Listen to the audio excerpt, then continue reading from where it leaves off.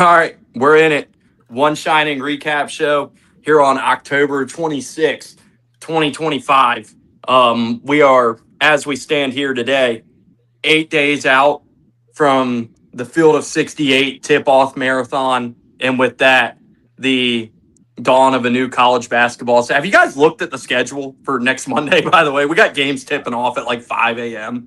I know Love it. they used to That's have all. that, like they had like the 24 hours on ESPN. ETSU did that one year. They played Green Bay at like 6 a.m. as I was waking up to go to school. Yeah, that's what Field of 68's trying to recreate with this. Yeah, the 24-hour tip-off marathon was awesome. That was, I mean, I can imagine for ESPN why it was a little annoying to, deal with. They probably weren't getting like very much traffic for like Hawaii versus Cal Poly at 3 a.m. But yeah, those were good times there. I'm getting these links all retweeted and stuff, by the way. But yeah, Field of 68 is kind of trying to recreate that and bring us some wall-to-wall college basketball to start the season again, which is awesome. I think we're all in favor of that. So yeah, we are 8 days out from that. We can, I mean, hell, I was looking at the schedule earlier. Let me check what we're looking at next Monday for the tip-off, the new Check some tip-off. also. Let's see. We got 7 a.m. We got Winthrop versus Queens. That will be the first game of the season. Nice. We got 10 a.m. Bradley versus St. Bonaventure. Yeah, and then look, a lot of games. Auburn plays that night. We play Bethune-Cookman our first game. So, yeah, a lot going on. I'm going to finish retweeting all these so I can get back on screen. This is a side note about Bradley. There's like on Bradley's Twitter account, there's a bunch of, I think it was mostly Purdue fans for some reason, started spamming in the comments of Bradley's comments. Like they got it taken off because they had like the Family Guy. They had like him in a Family Guy scene. There's like a GIF. They kept spamming the GIF 50 times and got the comments removed or whatever. Hell yeah, Jacob. Yeah.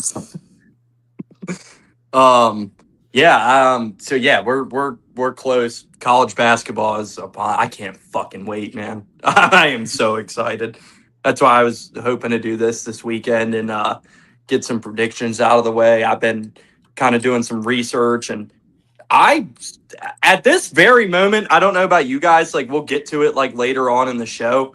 I have not settled my Final Four yet. Like, I'm gonna be thinking about it as this show goes on. Like, I'm down to like 6 or 7 teams that I'm considering, but I am not settled on like a Final Four national championship yet. I got my top 5 for the conferences done and all that stuff, but my Final Four is still up in the air. Luckily, we got a little bit till we get to those predictions, so I can think about it. Do you guys have your Final Four?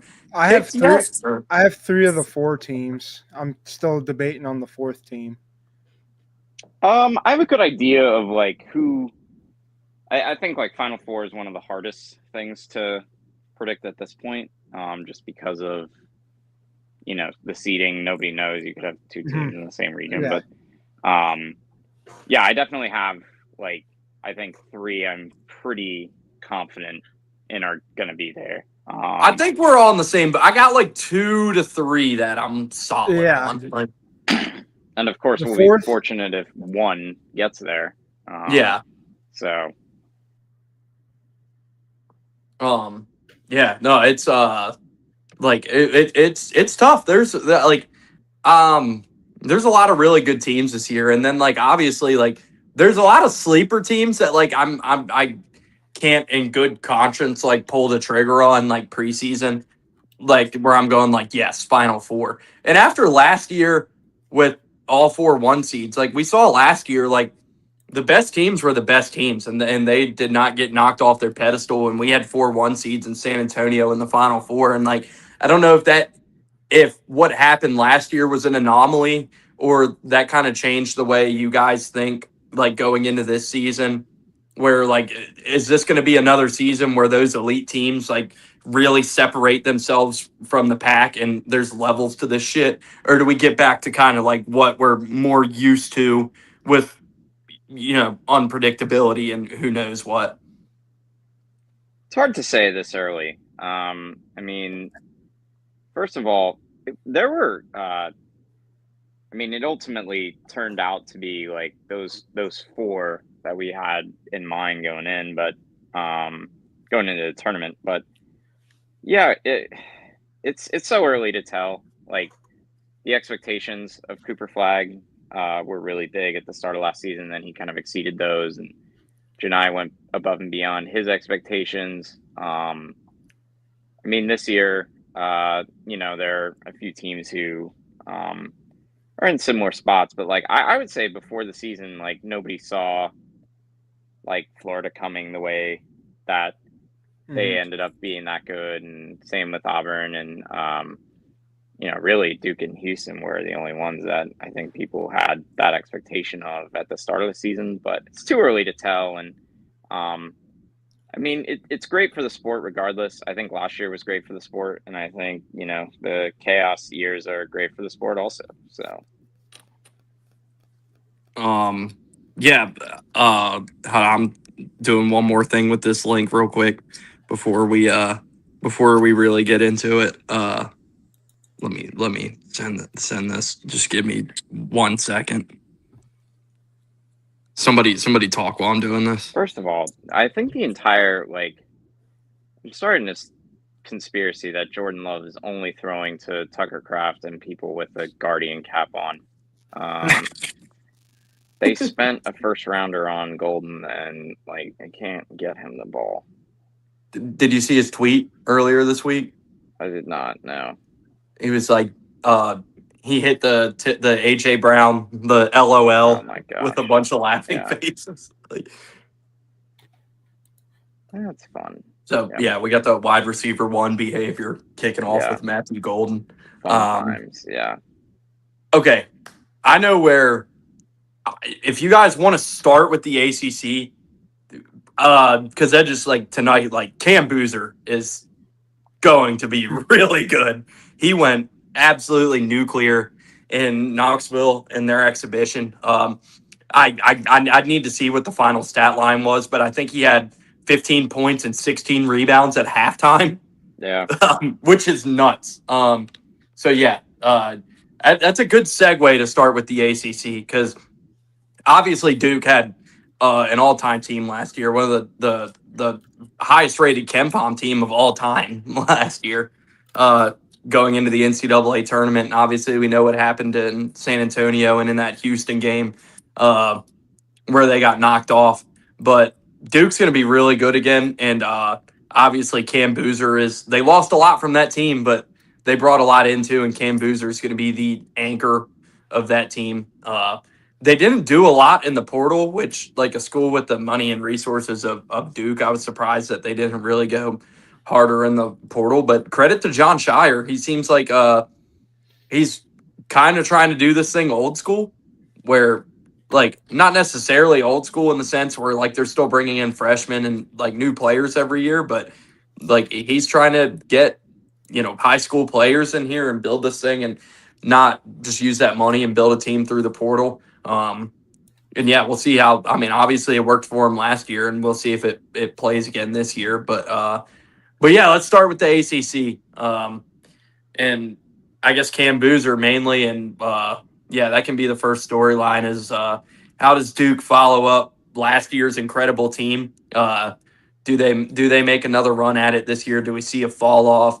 Is Louisville good enough to challenge them or anybody else if you think they are? So yeah, let's start with the ACC. Duke. Yeah, good point to start. Whoever wants to go first. I mean, Duke has the most consistent program there, obviously, in the ACC currently. But you have a lot of lot of new faces in the ACC. I mean, you have Louisville. They were the portal darlings, and then you have Will Wade with the massive transfer preseason ACC Player of the Year, and Darian Williams at NC State. So that they are probably going to be the dark horse in that championship race. Was Darian voted preseason Yes, ACC Player of the Year? I did not see. Okay, I was that's looking surprising. at it. But yeah, I did not see that. Mhm. That's surprising. I just had to follow up on that. But And I mean, it's just kind of the middle ground of the ACC. You have several programs looking to make a name for themselves. You have SMU, Virginia with Ryan Odom coming in. You have Clemson looking to replace their talent they've lost in the offseason. Several other the big players in the ACC. You have Marcus Burton at Notre Dame.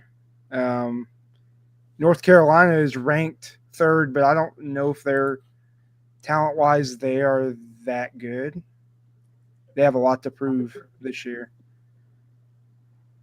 So that would be what I. Yeah, the ACC is in a weird spot. I mean, Duke is kind of the class of the conference until somebody shows otherwise. I do think they're still like one of those destination schools for those 5 stars that come out of high school now. It's always going to be Cal's always going to try to get those guys, and then Duke, Shire's really leaned into that. So they'll have a younger team. The only real threat now, it's hard to say because North Carolina, I mean, Hubert Davis has one of the hotter seats, I would think, in the country. on fire. Yeah, he's on the thinnest of ice you could think of. And then, Miami's kind of maybe, depending on how good Jay Lucas is, it's going to be like a year away kind of thing. And then, Louisville's done probably the best job in the portal of any ACC school to this point. They've supplemented that with some high school talent. So they're in a pretty good spot. They played Duke, like, not wall to wall last year in the ACC tournament, but, they were close. So I think it's still Duke's conference. They're not nearly the team they were last year. They're not going to be nearly the team they were on defense. Last year's Duke team defended. I think we all agree Duke is not going 19-1 in the ACC yes, again this year. I don't think we'll ACC see is a going to show a repeat. little more resistance. The conference it's in a better place than it was last year, and I just Duke last year was just a nuclear force on defense that they are probably not going to be anywhere near this year. That was always kind of one of the issue with the later Coach K years. They never defended well enough, and same kind of like last year they defended at a really, really high level. But we'll see how that translates into this year. That'll have to be what Shire builds the team around. They bought in really well to the defense last year. It was really easy when you got Cooper Flag and Malawach on the floor at the same time. But it should be a situation for Duke where instead of 19-1, it's probably going to be like 15-5 or 14-6 maybe kind of thing. Like, I do think the conference will provide some more resistance to them more than it did for last year. So I would still pin them as a favorite for now. I know Louisville's kind of the trendy non-Duke pick, but you just kind of have to see it in action before it gets to that. So we'll see. I was pulling up stuff to reference here, by the way, and I was pulling up something about North Carolina, and I get the like the AI breakdown, now when you Google something, and according to AI on Google, Caleb Love is returning to North Carolina this year. Wow. So, huge news. Yeah. Big news. Yeah. Holy shit. Yeah, I was just trying to pull up some information about some of these, and then I look and see, according to AI, Caleb Love will be returning to Duke. So keep your eye on that. Big story there. How will Caleb Love do in his return to North Carolina? It makes me think, by the way, like non-ACC story, but now his name's gonna slip my mind. Cat at South Carolina who has gone back and forth from South Carolina to Ohio State for like 4 straight years. Oh yes, yeah, I know who you're talking about. Yeah, that was insane. Oh yeah, that was a crazy story. So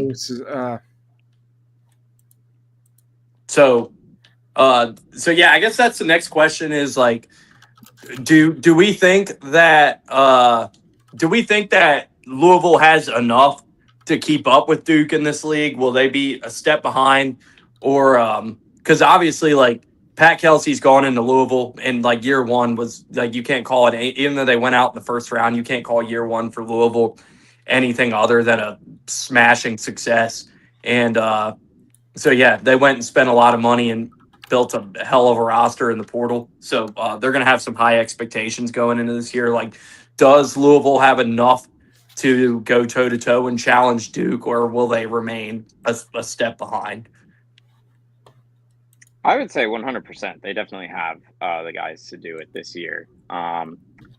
Offensively, Louisville should be one of the best offensive teams in the country. They should be a really, really high-level shooting team. They're bringing in Mikal Brown for one. He's a freshman. He was a stud at the FIBA World Cup at his age group. He was really good there. And then Ryan Conwell he's transferred in from Xavier. He had an unreal season shooting the ball. So they're going to be really hard to keep up with. Just shooting wise, they're going to have guys all over the floor that can make shots. And I think for Louisville, it's just going to come down to like how well they're going to defend, because they're going to be able to score with anyone. That's always been kind of Pat Kelsey's system going back to when he was at Winthrop. They're going to score with anyone.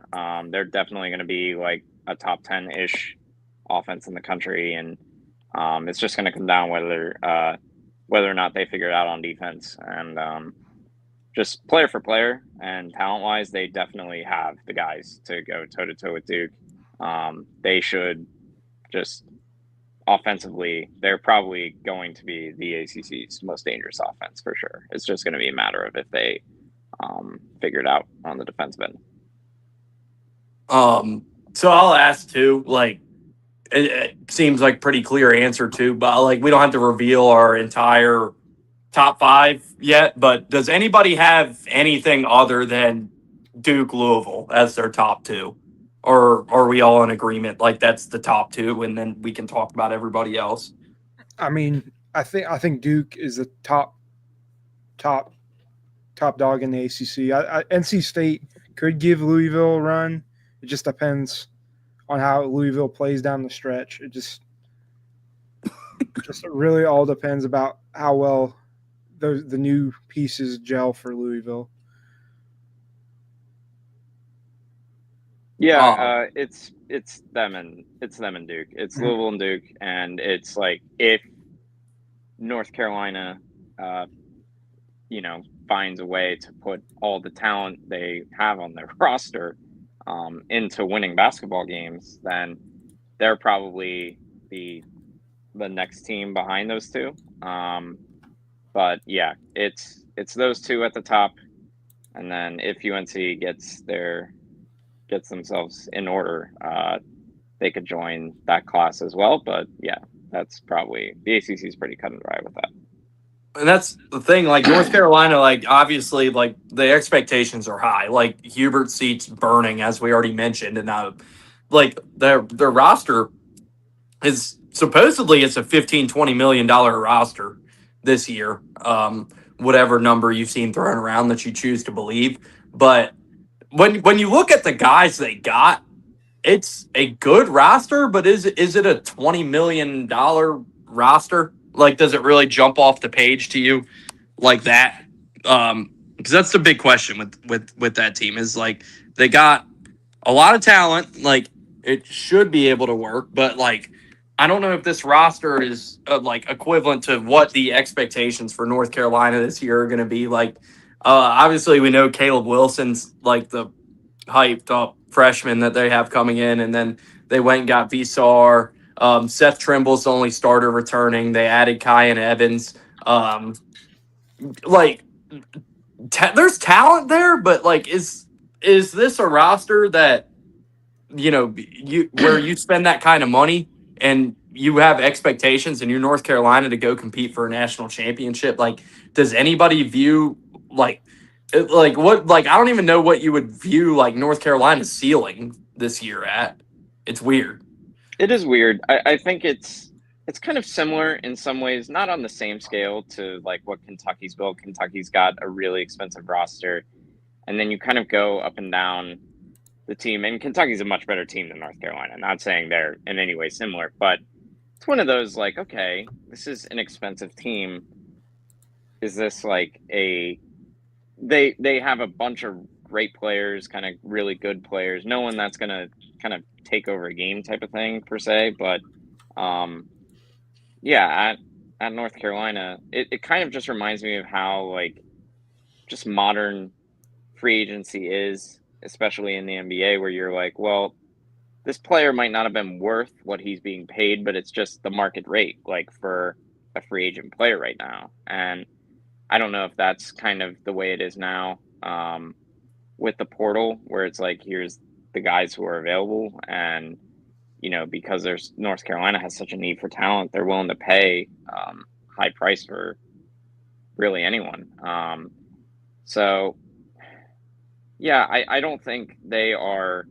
If their expectation is we're going to win or make a Final Four with this roster, I think they're going to be disappointed. It's they're willing to spend. I don't think that's a $15 million team they've assembled, but time will tell. If they actually perform at that level. I just, they have a lot of issues. I think the biggest issue is that they might not have the coach to bring the most out of that team. But I mean, now it's in a situation now where Hubert's really kind of up against it, where they're spending this kind of money on the team, and that's really going to be all you hear about if they're not up to expectations. So that'll be tough. But no, I don't foresee that as being a roster that on paper is going to be a national championship contender. I mean, I don't think they're going to be an ACC contender, really. So, for them, their expectation should be, let's make the NCAA tournament. Let's go try to make the second weekend. And, yeah, that would be for North Carolina. Obviously, that's not enough for their program. I was about to say, is that, and now if is getting to the second weekend enough to save Hubert at this point? I think it would, it would depend on how they go out, because that's kind of what, like how these people are. If LSU got beat by A&M in overtime yesterday, I think Brian Kelly's still the coach.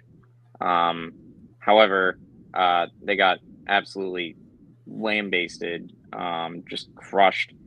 So he's out of there. If Hubert goes out, if he goes out ugly, I think that is probably going to really hurt his case to keep that job, because that's going to be all that they can remember. But yeah, I mean, him retiring, Coach K, was really like, that bought him so many years in equity there. So it'll be interesting to see when that runs out. It might be this year. But yeah, I do not think a Sweet 16 appearance will be enough to keep his job, especially if they're a higher seed and they go out early. If they're like a 5 seed and they go out to a 1, like, I don't know. But yeah, that's, especially if Duke's really rattling off, and, if they compete for a Final Four, it's probably going to be time to cut bait with Hubert at that point. Last topic I'll throw out for us to throw around a little bit before we just get into like predictions and player of the year and like move on to the next conference we talk about. But year one for mainly we know as you mentioned Jay Lucas at Miami. I'm not even. We don't really need to discuss Miami. I think Miami's still a long way away from contention. It's going to take a year or two for Jay Lucas to get things booted up there. I think with the shape they're in, but more particularly year one for Will Wade at NC State and year one for Ryan Odom at Virginia. Think that was those were both like knocked it out of the park with those hires for both of those schools. I don't think either of us would or any of us would debate with that for either of those schools. But expectations for year one with those schools, I think we probably expect to see both of those teams back in the tournament. Both brought in, like, obviously, like Jacob mentioned, like Darian Williams was a huge transfer for NC State. And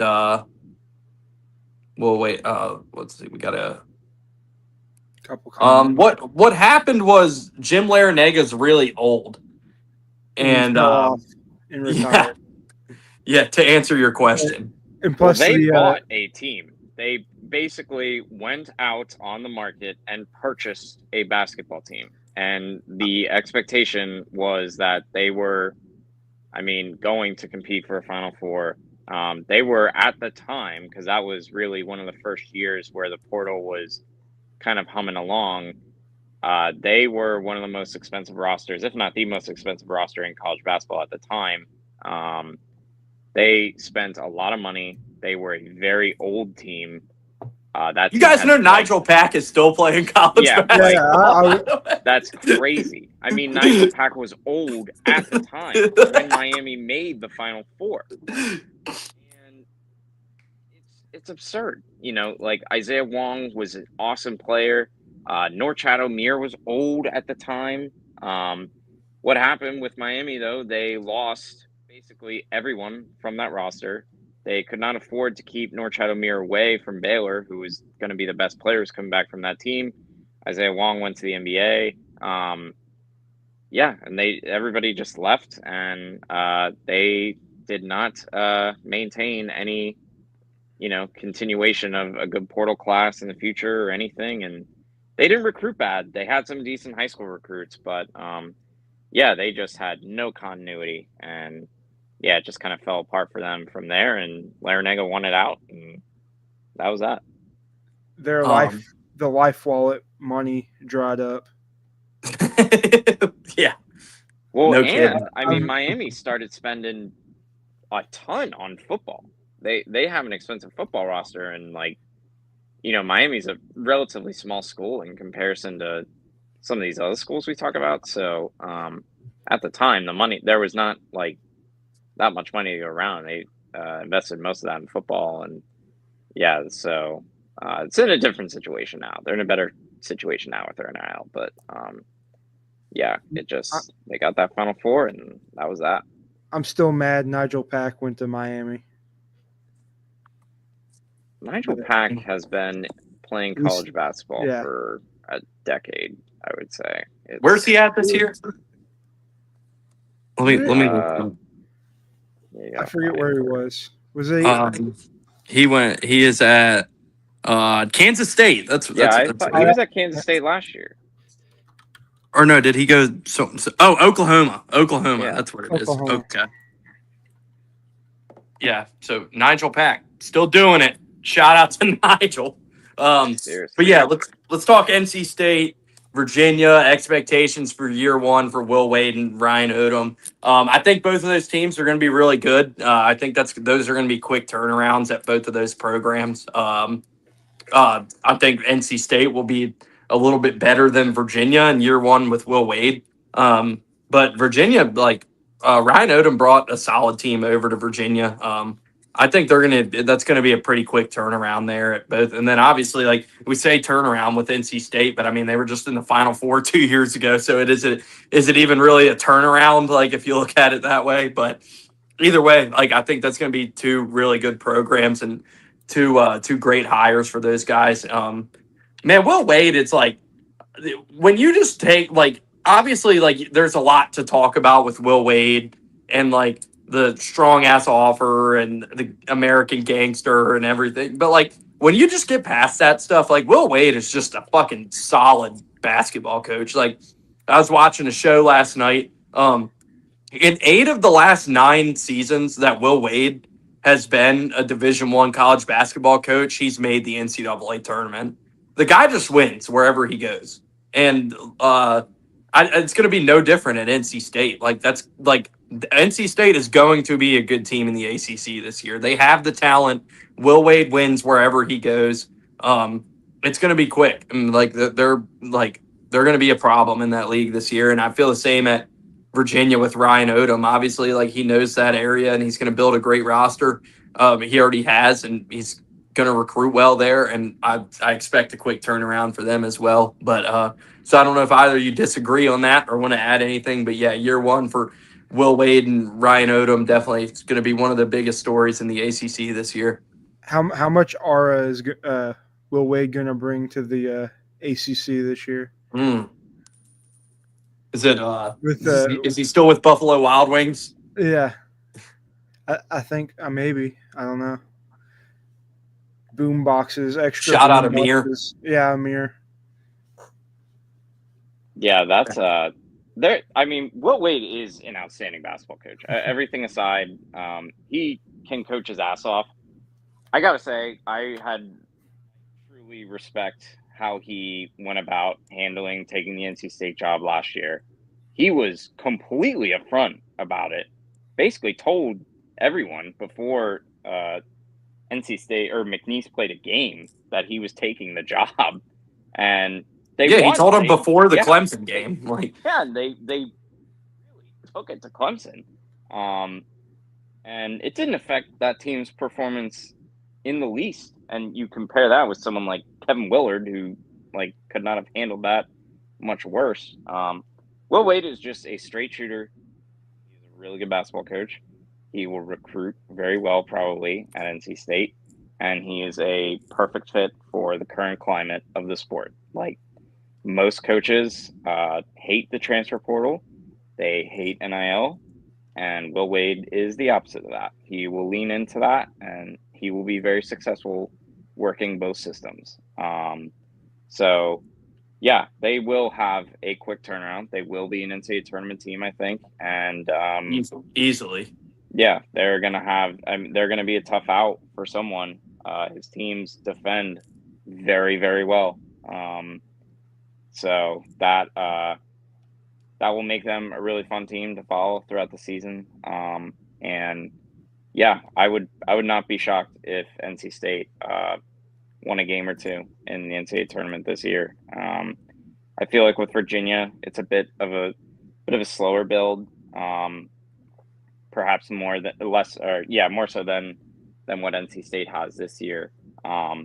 Virginia will be a really good team, but I think they could probably make NCAA tournament as well. But I think they will pretty easily. Personally, yeah. Like I think they'll be a solid 6 to 7 seed. That's exactly. So I thought they would be like a 7 team or a 7 seed, maybe like win a game and then go out to a 2 seed kind of thing. But yeah, they're going to defend at a really high level. They're going to kind of, it's going to look similar to what the Tony Bennett teams were, kind of. And yeah, I think that of all the coaches who were, hired and new to the cycle, I do think that Ryan Odom in Virginia was like arguably the best fit of all of them. And just because of his familiarity with that area, winning at a high level with 2 different schools, really in that proximity at UMBC and VCU, that's bodes well for Virginia. So home run hire for them, and they'll have a good season. And yeah, they have a good opportunity to catch,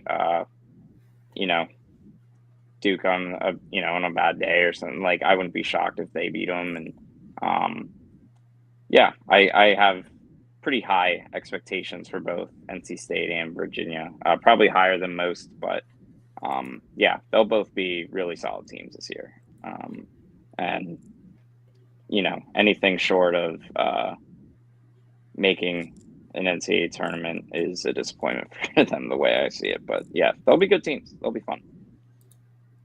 All right, let's go ahead and roll off our top fives because we got 4 more leagues to get through, and then Final Four and whatever else. So let's roll through these top fives, and then I'll also give our ACC Players of the Year. Who wants to go first? Jacob, you do the honors. Give us your ACC top 5. I guess I'll go. Number 1, Duke. Number 2, Louisville. Number 3, NC State. Number 4, Virginia. Number 5. Guess we'll go. I'm gonna go. You know what? Let's go Clemson over UNC. Yep. Jacob just had my exact top 5, by the way. Yes. Interesting. Duke, Louisville, NC State, Virginia, Clemson. That is what I had penned down. So. Yeah, I have Duke, Louisville, NC State, Virginia, North Carolina. So I'm not going to say that North Carolina slides beyond the 5th place team in the conference. That would be kind of shocking. But I just think things are going to start getting loud for Hubert there, and like we know how things can get messy, like when that happens and coaches are under pressure. And I feel like a lot of the ACC talk going into this year, like people are sleeping on Clemson. I know they lost some talent there, but that's still like a very experienced team, and like Brad Brownell's shown an ability there the last couple years where like they just have solid teams, and like they win games, they're going to be in contention. Like there's still plenty of experience on that roster. Yeah, I feel like people are kind of hopping off the Clemson train a little too quick. Like I don't think they're going to be great or anything, but like for ACC standards, like yeah, I still think Clemson will be solid enough to be a top 5 team there. Yeah, that's right. One last question. We need to do our ACC Players of the Year too. Jacob, is this the year? Does Steve Forbes finally get Wake Forest to the NCAA tournament? I don't know. He may not. I don't know. To be honest, Great answer. Yeah. Great answer. Very in-depth answer there. Yeah. Give me a prediction, damn it. A yes or no. Is Wake Forest going dancing this year? Sure. Give me. Yeah, I'll say yeah. I'm gonna say no, but yeah. All right. ACC Player of the Year. I took Cam Boozer. Are you guys on the Cam Boozer train, or are you going elsewhere? I'm going to go Darian Williams. I agree with the media. I am gonna. It's gonna be 2-horse race between those two guys, and I'm sorry. I'm just hooked. I loved what I saw from Cam Boozer, and I just can't. I can't say it was so good. And against that team also, yeah, I'm all in. I'm all in on Cam Boozer for ACC Player of the Year. Yeah, he's gonna be awesome. Duke's gonna be a tough out for anybody. Like, yeah, I was already all in on Cam Boozer and like everything I've read and like watched about him, and then like tonight was just like I didn't watch that game, but like kept up like chef's kiss. Like, and everything I've heard about Cam Boozer, like apparently like this like whatever like travel team, high school, like wherever, the dude just wins everywhere at everything. Like, so yeah, I'll go with Cam Boozer, but yeah, the Darian Williams pick is solid. Like I'm a big Darian Williams fan. That was a great get for Will Wade. They're going to be a solid team this year. Yeah, anything else? ACC, any of those other teams in the middle there that you think are going to sneak up on people? Do they get more than what they get 4 in the dance last year? Do they exceed that this year? I think they will get. Yeah, I think they'll get 5, maybe 6. I think they'll get 5 to 6 teams. I could see. Yeah, I could see Notre Dame being a dark horse in the middle of the pack. Micah Shrewsbury is a good coach. Yeah, I think Notre, and they've had some bad luck just the past couple of years, and they're just trying to build a program. He's been trying to build up a program there. Yeah, I think we about covered the ACC. SMU is, I guess, just a team worth mentioning. Like, they hung around the bubble last year, but couldn't get a quad one win to save their lives. So, but at least worth mentioning. Like, they'll probably be right in that middle of the road mix again this year. So, yeah, I don't know. Is there anybody else even worth mentioning in the ACC before we move on that I haven't hit on yet? Stanford's going to travel several thousands of miles, and that's going to be pretty miserable. It's already a huge issue with the football program, and they have new coach, and exciting times there, but they're going to travel a just obnoxious amount of miles. So yeah, We're watch going for to be Cal and racking up Stanford the to frequent flyer miles. yeah, watch for Stanford and Cal to just the noise to start on like what are we doing here with that scheduling. I mean, you think they're going to get out of the ACC, or like how would that even happen? That's a whole other show. But yeah, not today, not anytime soon, but it's coming. Okay. Yeah, Yeah. no, I am interested to hear more about that. But Yeah. but yeah, for the sake of time, we'll move on. I guess so who one of you guys can claim it? Are we going to talk about Purdue and the Big Ten next, or are we going to talk about UConn and the Big East? Where do you guys want to go next? We can get to Big Ten. All right, Big Ten it is. So yeah, going in another league where I think there's a clear cut top two here: Purdue, Michigan, and then a tier down to everybody else.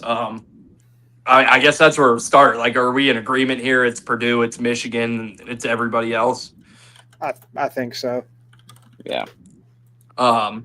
Yeah, a lot of these power conferences are like that this year, where you can go and I mean, obviously, like there's going to be teams that sneak up, but like a lot of these are probably going to be chalk for a lot of us. Where like you can look at these leagues and look at teams that have the best rosters going into the year and know who's going to be strong. But obviously, Purdue, Jacobs Boilermakers are the ones with the national championship. It's natty or bust for Purdue this year. I mean, they have all the hype coming into this year. Preseason number one, as we expected. Braden Smith, preseason national player of the year. It's all fallen into place for Purdue. Like this, I'm just gonna throw it to you, Jacob. Like it's all about the Boilers. Like Yeah. it's natty, or there's gonna be some questions to answer. If they're not at least in Indianapolis in the Final Four, there's gonna be a lot of head scratching going on there. Yeah, unless there's like catastrophic injuries or something, like we should be there in Indy 100%. Like this is the year it lines up perfectly, and we've done everything in the offseason to bolster our chances. Like I don't know what more you could have done besides maybe getting another wing, but I mean we have CJ Cox and Jakari Harris there, so but yeah, it's Indy or bust for us this year. Yeah. I mean, like obviously Purdue, like, I mean, last year, like they lost Edey and they kind of had to like, last year was a rebound year after losing Edey and just had to keep your head above water. And I mean, they did it. They went to a Sweet 16 and what was considered a down year for that program. Now, you're like one play away from making the Elite Eight too. Right. And now they roll into this year. Down play by Houston there. Yeah. And now they roll into this year with the expectations just sky high. But there are some really good teams here in the Big Ten. Like, I don't think it's like, I think Purdue's the clear cut front runner, but Michigan's obviously going to be really good. They're on my list of teams. Like, Michigan's a team I could definitely see going to a Final Four. Like, obviously, we already know Dusty May's done it. They have a great roster. I think Elliot Cadeau is going to be a great complement to that offense.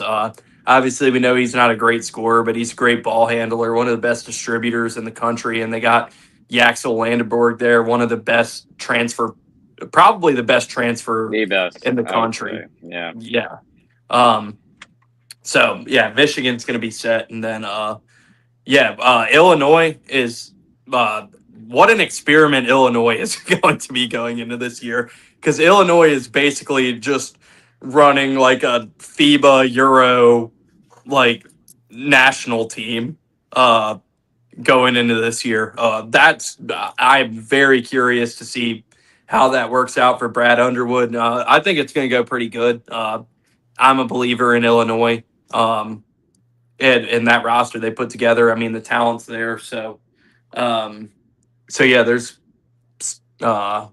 I don't know who you. And you have to mention UCLA picking up Donovan Dent, since we were on the subject of of transfer pickups. But Michigan, or I'm thinking said Michigan. UCLA is. I mean, we know that killed them last year. Is that they just couldn't score for anybody. They didn't have anybody that could get them a bucket when they needed it, and they got it now. They got Donovan Dent, the Mountain West Player of the Year.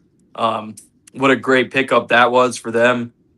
So, yeah, I think that about covered probably. And then obviously Michigan State still there with Izzo, and, Iowa year one with Ben McCollum, whoever else you want to mention. But I think that about covered the top teams in the Big Ten. Matt, I don't know where you wanted to go next. Jacob's got his Purdue minute in. I'll throw it to you. Get the whatever. Purdue minute in. Lest we forget Jacob's favorite team in the Big Ten, Indiana. They bringing a new coach as well, and Tucker, who's also going to compete for Big Ten Player of the Year. And Wilkerson from Sam Houston State. Yeah. What's Wilkerson, right? Yeah, so that is going to be a very good. It's going to be a deep conference. It's a very deep conference. Yeah, so it's definitely deeper than recent years. Let me ask this. Let me ask this. Who gets more teams in the NCAA tournament this year, the SEC or the Big Ten? I think we're in agreement that most teams will probably come from one of those leagues. Does the Big Ten get more? SEC coming off 14 last year, obviously. I don't think any of these leagues are getting 14 this year, but can the Big Ten get more than the SEC this year? I think it's extremely doable. Yes. Will they? No, I don't think so. I still think the Big Ten still has like several just bad basketball teams, and teams that are not going to invest resources into winning. Penn State, they're not going to be, I mean, they didn't make the Big Ten tournament last year. I mean, that alone, you don't know what to expect from USC. There's no expectation for Rutgers. No one knows what to make of the current situation in Maryland.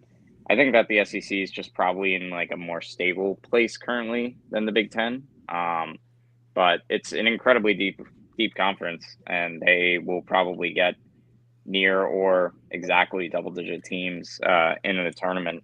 So it'll be a fun league to follow for sure. I do think Purdue's the best team, but I would not be shocked if UCLA had a really good year and they would compete for the title. Same with Michigan. Same with Indiana. Iowa's Indiana.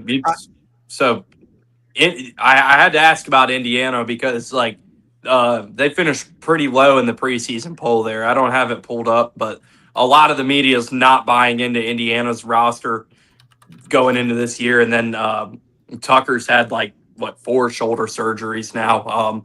So the fact you put Indiana in that crop, I just need to ask. So you are believing I think that they're gonna I think they're gonna be able to score at a pretty high rate, which is something that they've kind of struggled to do. And I think they can score with the best teams in the conference. I do not know if they can defend with the best teams in the conference. If Tucker's healthy and 100%, that gives them kind of their meal ticket, if you will, to competing with those teams. If he's not 100% or healthy, then that changes the equation entirely. I mean, I would probably Iowa. I think Iowa's bringing a great team in. They're bringing a lot of what McCollum had at Drake. I mean, Bennett Starts is legit. That's one of the storylines I was just going to ask. All Big Ten player. That's one of the storylines I was just going to ask about as a whole. Like, I mentioned experiment with Illinois, Iowa's another experiment because Iowa's basically going to prove like can Drake win in the Big Ten? Like, because he basically Yeah. just brought Drake to Iowa. Like, can you Drake the Big Ten and win games? Like, will that be Well, a it's not as successful? much. It's more so just the style of basketball that they are going from Fran McCaffrey, which is like a million miles an hour, no defense. We're just trying to score 100 points a game type of thing.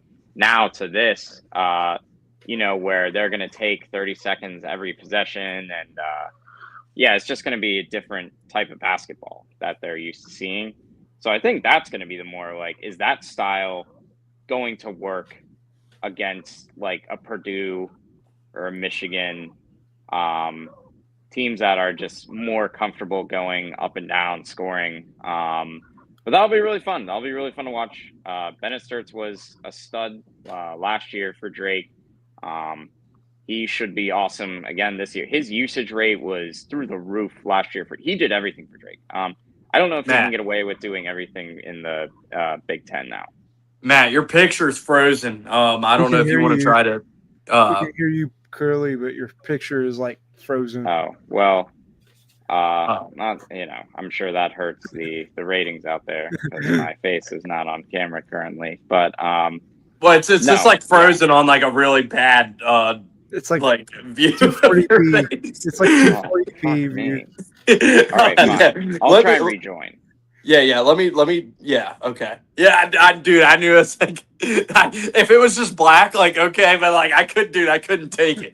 I couldn't take it with like, that angle of his face just frozen. Like it was tough. It was driving me crazy.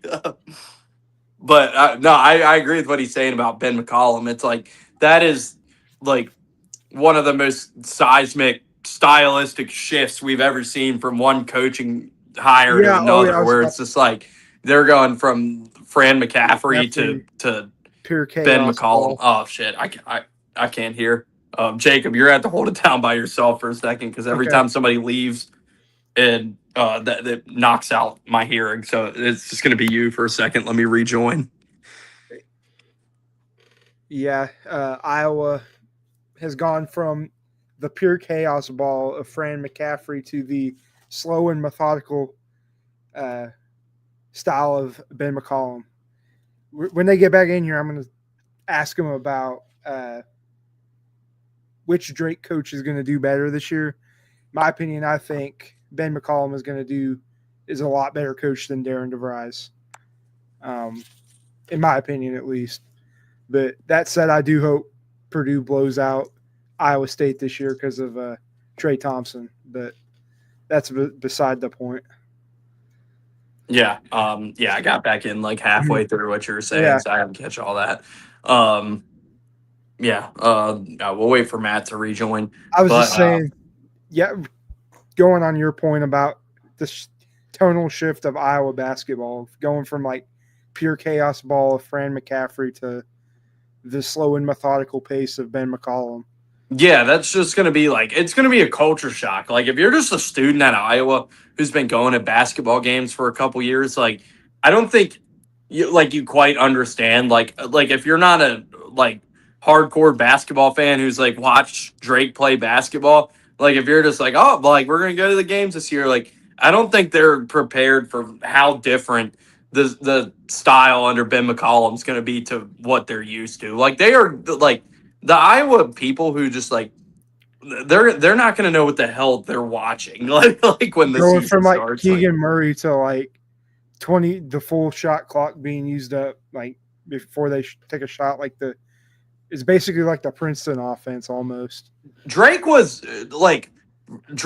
dead last in the nation in tempo at KenPom. Like, and I'm pretty sure Iowa was first a couple years ago. Like, if they weren't, they were right up there. Drake is last in the nation in tempo at KenPom last year. And that is the style, like, that is the team that Ben McCollum's bringing to Iowa. All right, we got Matt back. Let's add him. There we go. Yeah, dude, if it was just, like, black screen, like, okay. But, like, it was just a bad angle of your face, like, frozen. like had to And they be do. fixed. Oh. But yeah, I was saying like if you're an Iowa student who just like unless you're a diehard basketball, like if you just kind of go to basketball games and you're like whatever, like I don't think they quite understand like what they're going to be walking into. Where like Drake, like I just said to Jacob, like Drake basketball was last in the nation in tempo last year, like the bottom. I'm pretty Not even sure. close. I'm pretty Like, sure Iowa under Fran was first a couple years yeah. ago. If they weren't like Iowa fans who just aren't like diehard basketball fans who are like, all right, let's watch the Hawkeyes. They're just going to be like it's basically they're creating Iowa football in basketball at Iowa. Like it's insane. They're just like, what is the basketball version of Kirk Ferentz? All right, let's do it. Pretty much. um. So yeah, it's going to be a fun experiment. Man, the national tight end day stats were not overly impressive. They just showed. Um, Yeah. But um, they're trying to make it seem like it is impressive, though. yeah, they just showed like Kyle Pitts had like 4 catches for 50 Yeah. yards. Like, Tyler Warren okay. didn't have a big day. It was all about JT today. Yeah. So the other experiment that definitely needs to be talked about in this league is obviously Illinois and the Euro ball team that Brad Underwood's assembled here. I think it's going to be like it's a seismic shift in basketball in America in general. Or like if you just look at the NBA right now, like what the top 5 players in the NBA are all foreign players, Mhm. and like there's something is happening in where like our whatever coaching like training style like however they're raising people to play basketball overseas is like they're just doing a better job at it than we are in America right now. And like now you see that like bleeding into the college game where Brad Underwood like he can go buy players from another program or he can go buy players from Europe that cost a lot less that are easier to coach. And like Brad Underwood's been open about that himself. He's like, these guys are cheaper. They're easier for me to coach. In a lot of cases, they're more talented. I'm pretty sure Brad said that himself. So, but this is the first time, like to my knowledge, like we've seen like foreign players in the college game, but this is the first time we've seen like a just Euro ball team in college basketball. I think it's going to work. I think Illinois is going to be really good. Well, what do you guys think? Yeah, I mean, they're going to be a top 5 team in the conference easily. It's crazy you mentioned foreign players. Purdue's kind of getting into that too, because this year we have Omer Meyer from Israel, Oscar Clough from Australia, and it sounds like we're getting a Chinese center next year or commit soon. So, like, just like the style Brad Underwood is bringing in, I mean, it makes sense because AAU ball's kind of ruined a lot of athletes in America. They're just kind of like they're all about me first mentality.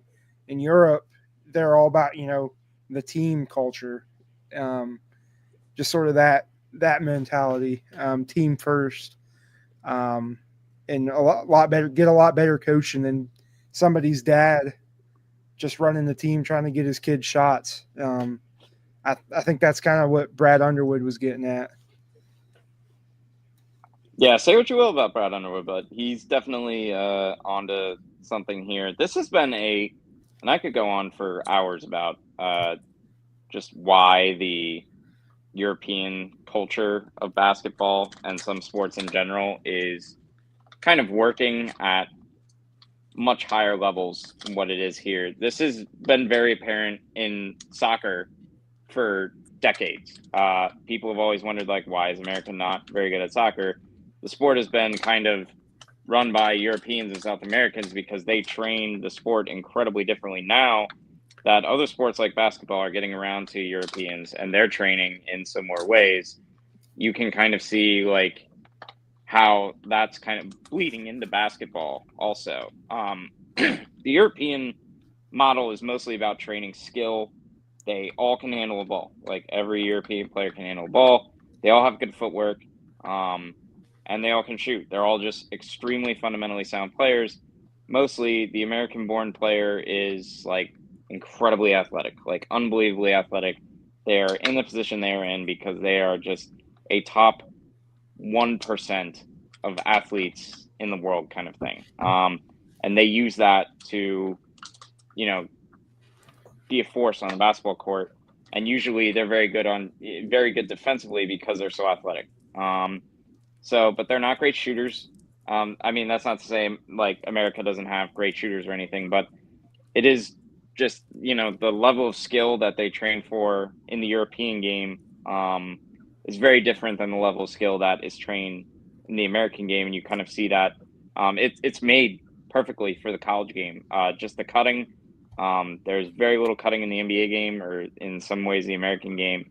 All kinds of cuts are in the European game. Like UConn won back-to-back national championships running a significant amount of European offensive sets.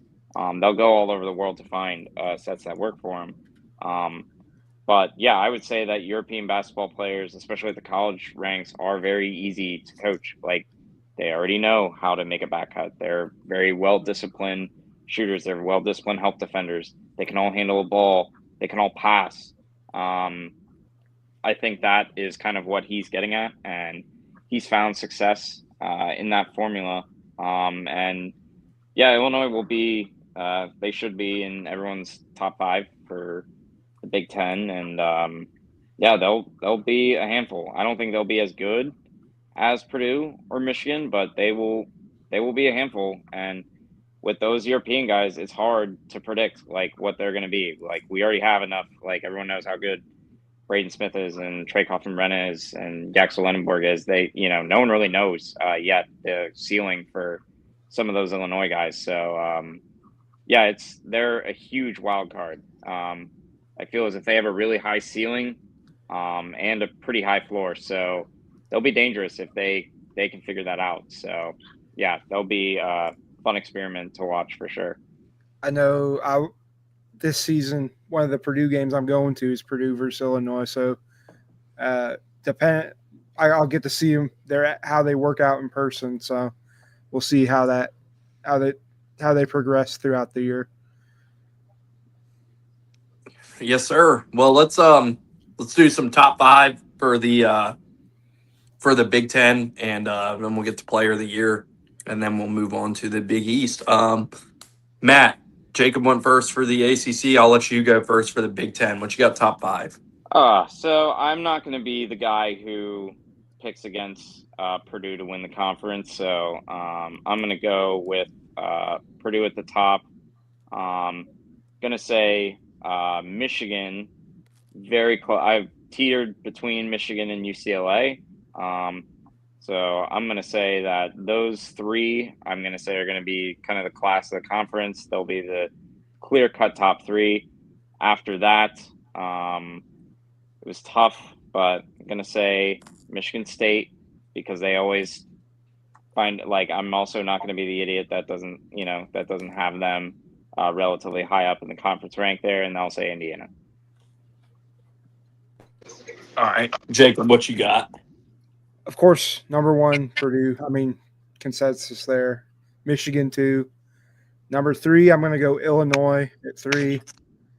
Number 4, I'm going to say UCLA. Number 5, this is my dark horse, the Washington Huskies. Wow. Okay. I think they're that good. All right. Hey, I like it. Watch out they got Kumari Peterson, Yates, like all their portal pickups are insane. Like, just how that roster has been constructed. It's an entirely different roster. Last year they were pretty much two players, and then they got bring back Zoom Diallo as well. I think that's a good roster there. Like, of those mid-level teams, I think they could be the dark horse. So I just need to point out, so we're doing Big Ten top 5s. Neither of you had Tom Izzo in your top 5 in the Big Ten. I had Michigan State. Oh, you did? Yeah, I had Michigan State. Yeah. So you had run through yours again. Purdue. I had I had Purdue, Michigan, UCLA, Michigan State, Illinois. Okay. All right. Well, yeah. Okay, then I have the same top five as you, just different order. Mine was Purdue, Michigan, Illinois, UCLA, Michigan State was my top five, and then so yeah, and then Player of the Year in the Big Ten. I went with Yaxel Landeborg for this one.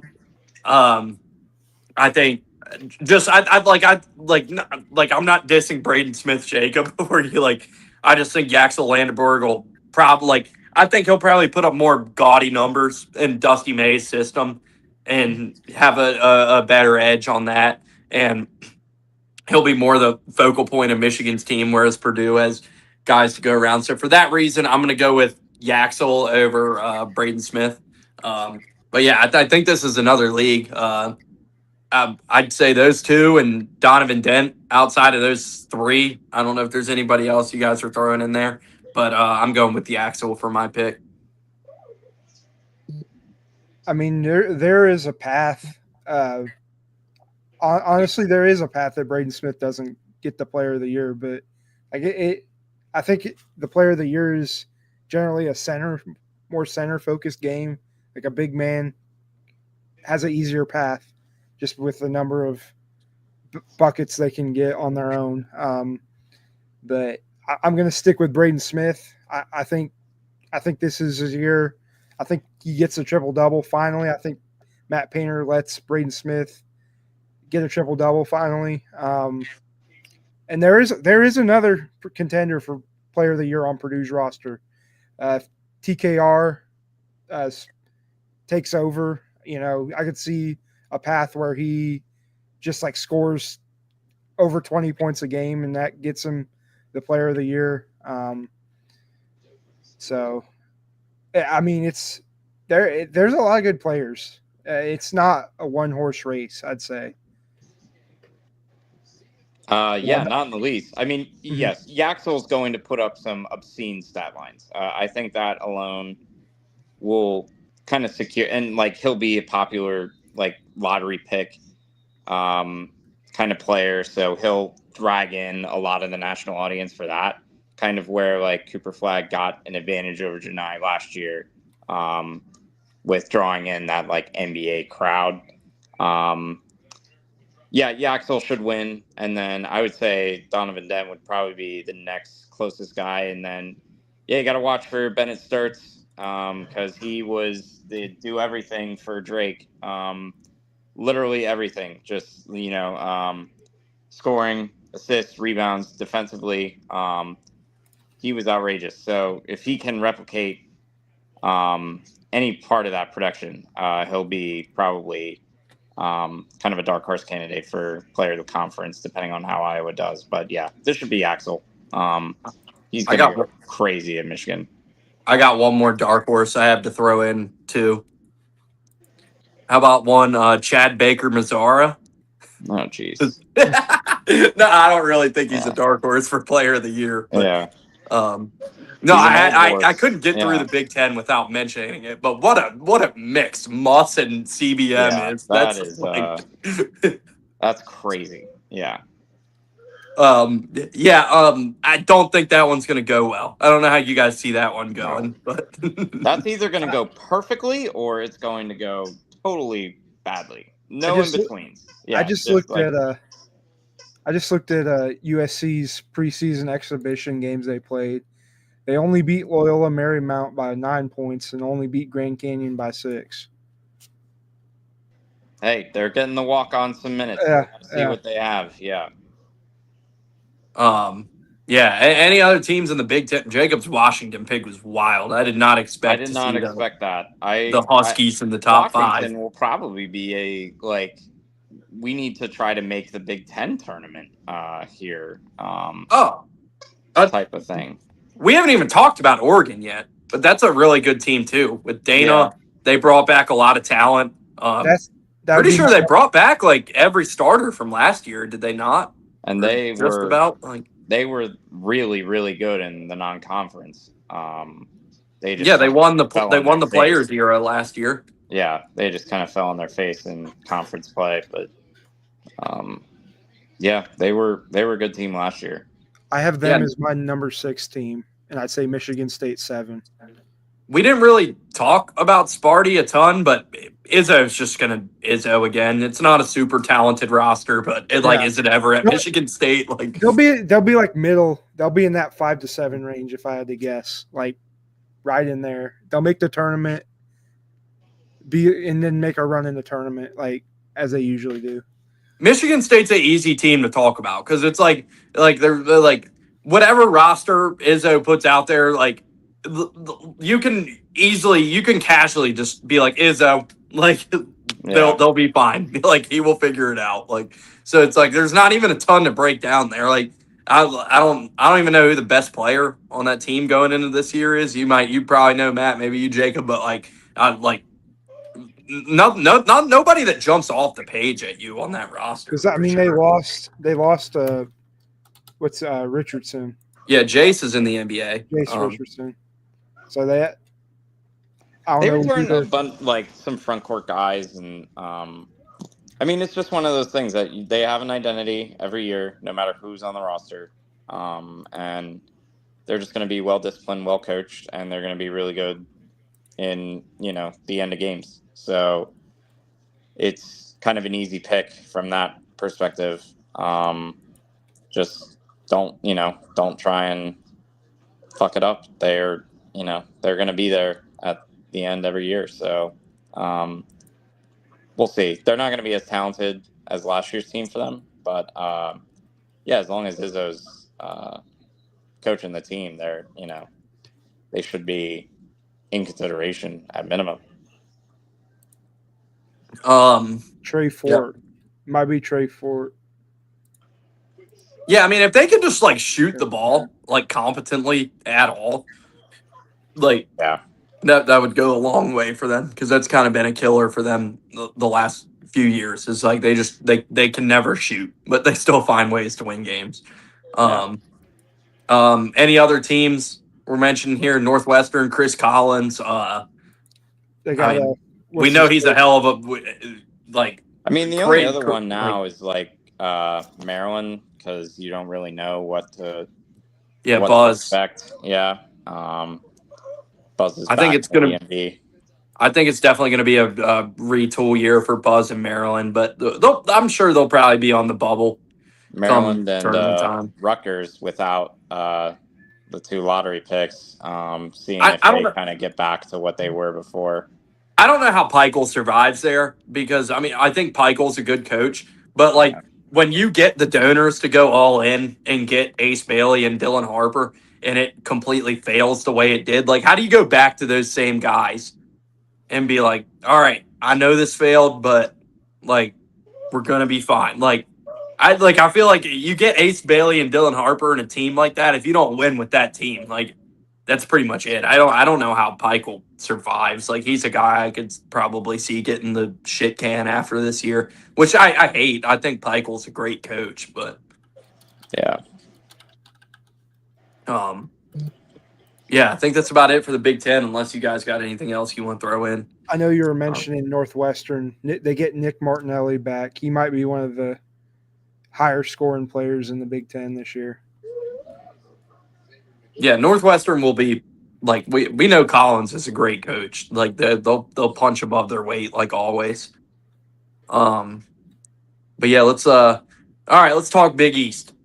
Matt's UConn Huskies and Rick Pitino and the St. John's Red Storm. Another league. I think this is another one like we mentioned with the ACC and Big Ten. Like we'll start off with that. Like, are we in agreement? Also, Big East, like 2-horse race than everybody else.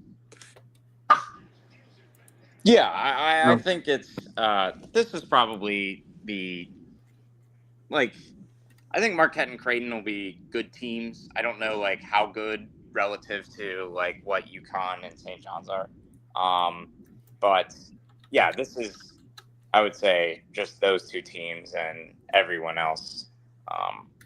That's at least what I would consider. I believe UConn and St. John's are both top 5 teams at KenPom, and then I think Creighton is 40th, and that was like the next highest team in the Big East and the preseason KenPom rankings. Yeah. So Yeah, that's what we're looking like in the Big East coming in this year. But it's going to be a hell of a battle between UConn and St. This is honestly another one. Like I've been back and forth on like who I'm picking between UConn and St. John's. Like two really good rosters. Like we know Patino just went in the portal and did it. Um, they're bringing back Zuby. So yeah, St. John's has a hell of a team, and then UConn bringing back Solo Ball, bringing back Caravan. Going and also doing work in the portal. Uh, Probably going to be an improvement from what we saw with last year's roster. That didn't go well for Dan. I don't think Dan's going to make the same mistake twice. We also had the retirement talk from Dan this offseason, which was wild in and of itself. Matt, you're the UConn guy, so I mean, I'll let you get into the UConn stuff more. But yeah, I mean, that's where we start here. Is like it's UConn, it's St. John's. Both going to be great teams. Both obvious Final Four contenders and the clear top two in this league. Yeah, it's been an exciting offseason for UConn. Just for one, they retained most of the guys that they wanted to keep for starters. They had some departures in the portal that, I don't think they were really sad to see go per se. Like Aiden Mahaney, that kind of player. Aiden is going to light it up at UC Santa Barbara. By the way, sure like is. he's still a really good player. Yeah. Like, and keeping Caravan was huge. It was that was the difference between them as a contender and non-contender. And they this year I think Silas Demery was a great addition. By the way. Yeah, he and Solo are going to be they're going to that's just a perfect backcourt to play with each other and play off each other. They have this year the depth that they've had the years that they won the national championship under Dan. They are able to play really any style of basketball last year, and really before Dan got to national championship kind of caliber of team that they had at UConn. They were winning a lot of rock fights last year. They were not a good team defensively, and they would kind of sputter in the last couple minutes of games. They'll have a point guard this year. Silas Emery will fix that. Solo Ball is one of the best shooters in college basketball. Caravan's just, he basically is like an NBA player playing college basketball. Not saying he's like a lottery guy, but he's just someone who will probably have like a really nice 10-year NBA career, playing in a variety of roles at the next level. So between that and the freshmen that they bring in this year are really exciting as well. They're bringing in a kid, Braylon Mullins, who he will be one of the best shooters in college basketball immediately. Just got injured, by the way. Need to add that on Mullins. Yeah, I don't know how bad the injury's looking, how long he's going to be out, but I have no idea. Mention that. And Eric Riba, he's going to be he'll be a backup to Terrace Reed at center, and he'll take a lot of minutes there. But I think they have kind of more of what they're looking for. They have more depth in their front court, and they have a significant amount of scoring and length and defense in the backcourt, which is what they kind of made their money on when they were winning national championships. So it should be a really fun team for UConn this year. They kind of have, Demery's like a Tristan Newton clone of sorts. They play very, very similar basketball. So it should be fun. It should be a fun UConn team. They're going to win a lot of games. They should be in the national championship discussion. And they are built for the NCAA tournament. The roster is built for the NCAA tournament. Staff certainly has them ready. They nearly beat Florida last year, if not for just Walter Clayton going crazy, which was the story of basically the entire NCAA tournament a year ago. But they should be. They should win the Big East. They're better than St. John's. They're definitely more like UConn today is more of a like certainty what you have in your players than what St. John's kind of has. Like St. That John's was taken. you said that with a lot of certainty. Like that's Well, surprising to me. Like St. John's, like I do need to put it's going to be a battle between it UConn will and be. St. I mean, John's. Like so Patino's that good of a coach that it'll be close. I think and UConn's better. Zuby's really good. They brought in Bryce Hopkins. Like So that's the one thing. Like the Bryce Hopkins thing is going to be like if that works or if that does not work. I think the caveat needs to be set that he really has not played. So his durability is going to be basically the key between like St. John's being like a team that could maybe go to the Sweet 16 versus a team that could potentially go to a Final Four and win the Big East.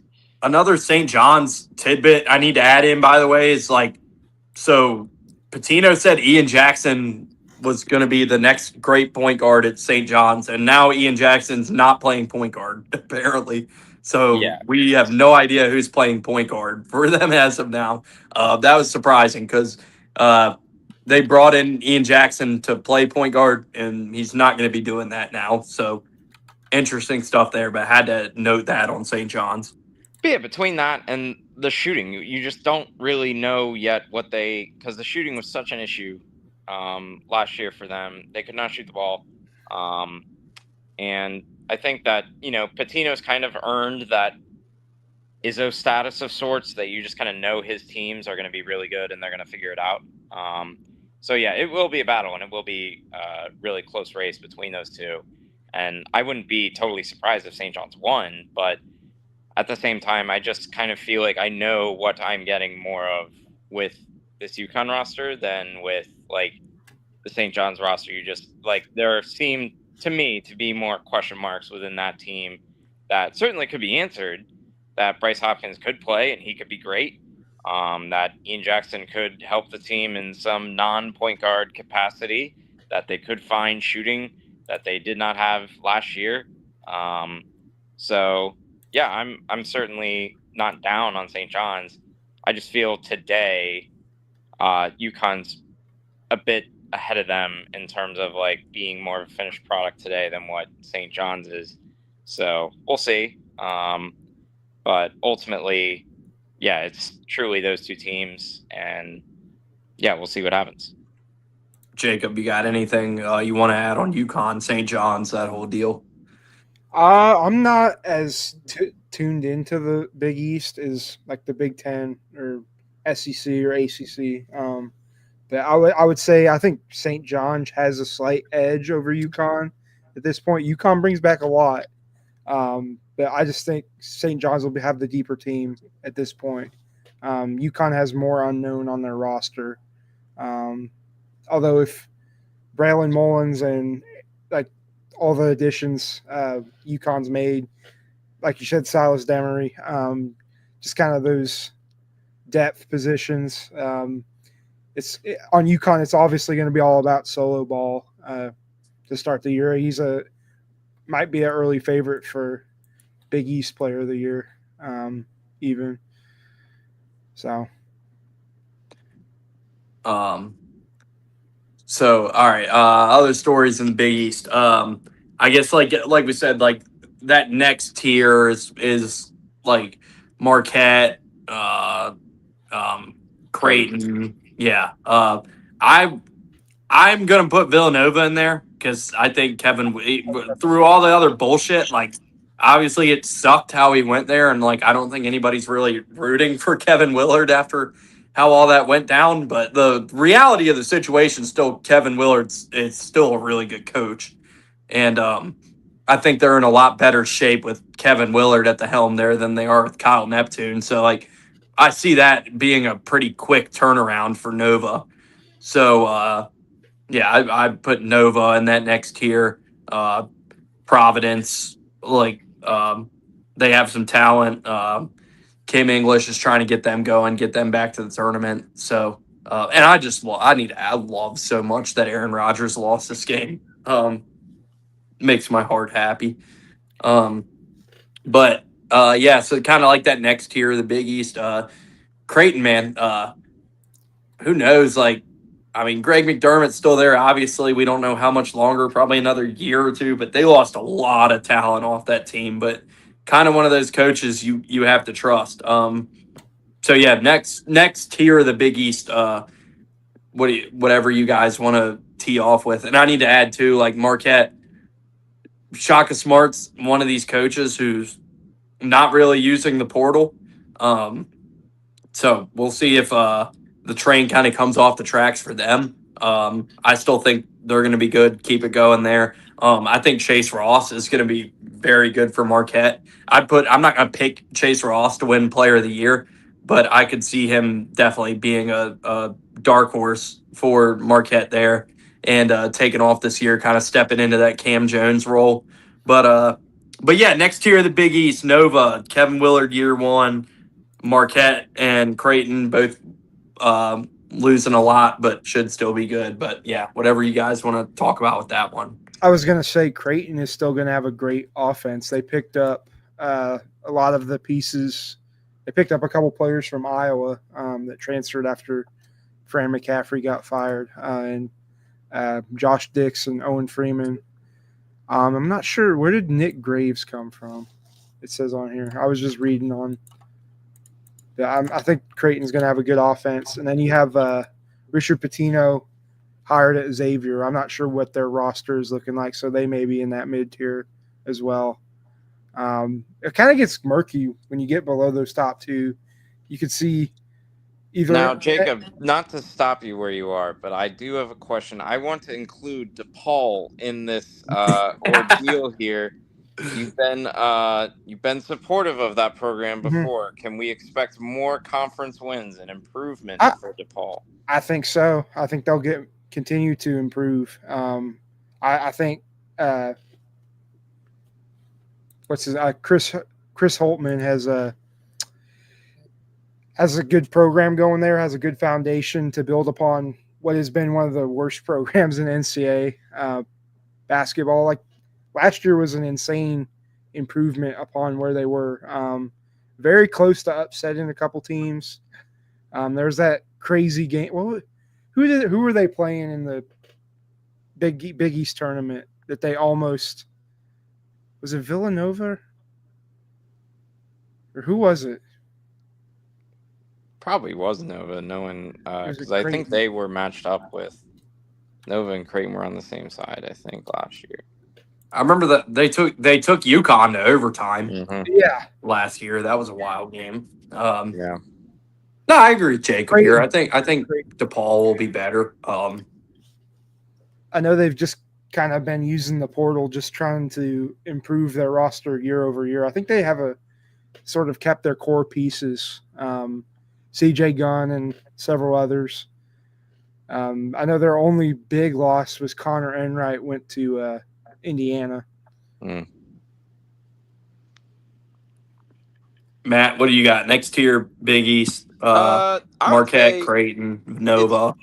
Marquette's the next best team after UConn and St. John's. I don't think it's actually particularly close between them and Creighton. I don't think that gap is very small. I think Marquette's probably considerably better than Creighton is.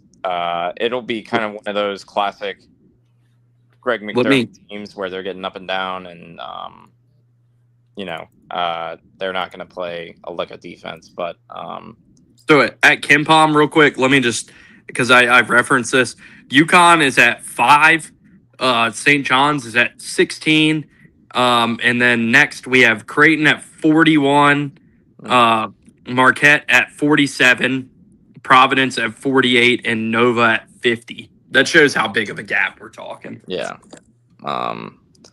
I would have Marquette ahead of Creighton, but the conference at the bottom is bad.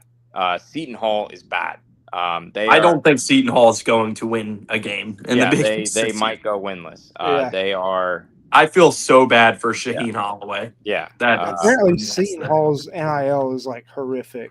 Yeah, I've heard the same, and they are not getting any players, and they are just simply put a bad basketball team, and Shaheen's in an impossible spot with that program. So Is Ed Cooley going to get Georgetown out of the basement, or did he just make the biggest mistake of his life going to Georgetown? Because it's time to get it going if you're Ed. Like it's year yes, 3 for Ed there. And yeah, I mean he's just getting embarrassed. Like they're still in the basement of the Big East. Kim English has Providence afloat still. Bet a lot better off than where Georgetown's at. So I mean that's a team people expect to be in the bottom. But like is Ed ever going to get that thing going? I mean, Kim English is probably like he's kind of has the Marcus Freeman of college basketball feel to him. Like he, gets the Providence job. Everyone loves him at Providence. And, yeah, Ed Cooley like went out on pretty rough terms at Providence. And no, I don't know if Georgetown is. It's a hard place to win. Like it's not the same as it was in the 80s and when John Thompson was there. It's objectively just not an easy place to recruit. To my knowledge, the NIL is not exactly like money's not coming out of the ears of Georgetown donors, and they're not really donating to the NIL collectives that they have in place there. They'll be better. Georgetown will be better. I don't want to take anything away from what they have there. They'll be a better team, but they're not going to be as good as Providence. They're not going to be as good as they are, and it's going to be. They are going to have to really, really make some serious strides to get on the bubble, let alone like just out of the basement. So, yeah, they have a ways to go. So, I don't consider them really much of any, a team that's worth most people's attention. But yeah, Providence is in a significantly better place than Georgetown is. So, what do you guys think about year 1 with Kevin Willard at Nova? Nova has a decent roster. Not great, but he went and got a few transfers. I guess most notably of there, I had to refresh myself. I'm looking at him right now, but I guess Tyler Perkins from Penn is probably the most notable of the transfer class for Willard there. Devin Askew, who is still playing college basketball, is there now. No sense. Yeah, another guy. He's hurt, but he should make a factor there. So yeah, I mean, a couple decent transfers for Willard there, but I don't know. I'd like with Nova, like I said, I'm just under the assumption that like I just trust Kevin Willard. I'd like obviously like he's an asshole. Like I said, I'm not like saying I'm a fan of the guy or anything like and hate how everything went at Maryland, but he's a really good basketball coach. And yeah, I think he's going to get that ship righted pretty quickly there at Nova. Even if it's not national championship contention, like I think they'll be firmly right back in the mix in the Big East at least. How do you guys feel about that Willard year 1 at Nova? I think he's going to build a good program there. He won at Seton Hall, won at Maryland, and Villanova has a strong basketball culture, so I'd say they will support him, and he'll start building. I'm not sure where their talent level is in year 1, but I think they will definitely be one of those mid-level contenders, and could be an NCAA tournament team. We will see. I think they will be in it. Like I think Nova will firmly be a tournament team. I think they're going to get themselves off the bubble this year. Yeah, the hiring of Kevin Willard was significant because that basically signified Villanova officially moving on from Jay Wright. Because Neptune was Jay Wright's guy, and they tried to keep that same culture that Jay Wright had. And some of the assistants, like they had a lot of staff who stayed on, kind of thing. And now they've officially kind of just moved on from that era. Are you And, telling me that way of building a basketball program doesn't work? yeah, right. We'll I was see. just like, Yeah, I was like, wait, who are we talking about again? Fuck. yeah. Yeah, it just that obviously didn't work for Nova, and they're in a situation now where they've basically given Kevin Willard the keys, and Kevin Willard's not a bad coach. And Nova will put resources into that team. They will put up money. They don't obviously they don't really have a football team that is a revenue sport at the same level basketball is there. Um, so yeah, they'll be a good team. Um, I do question like how good of a fit Kevin Willard is with the Nova basketball community. That kind of remains to be seen, but yeah, I think that you know, year one, they're probably like looking at anywhere between like Dayton and a 7 seed kind of thing, and that's kind of how I see Nova this year. If I kind of had to project it, but um, yeah, we'll see. But ultimately, I don't think Kevin Willard will ever reach the level of like what UConn and St. John's are at now. I feel it's more realistic that they reach the like Marquette Creighton kind of discussion, but I don't know if they will get to the top tier with Kevin Willard as coach. So Well, let's do our top fives for the Big East. I had to I had to refresh myself of mine. Okay, we're good.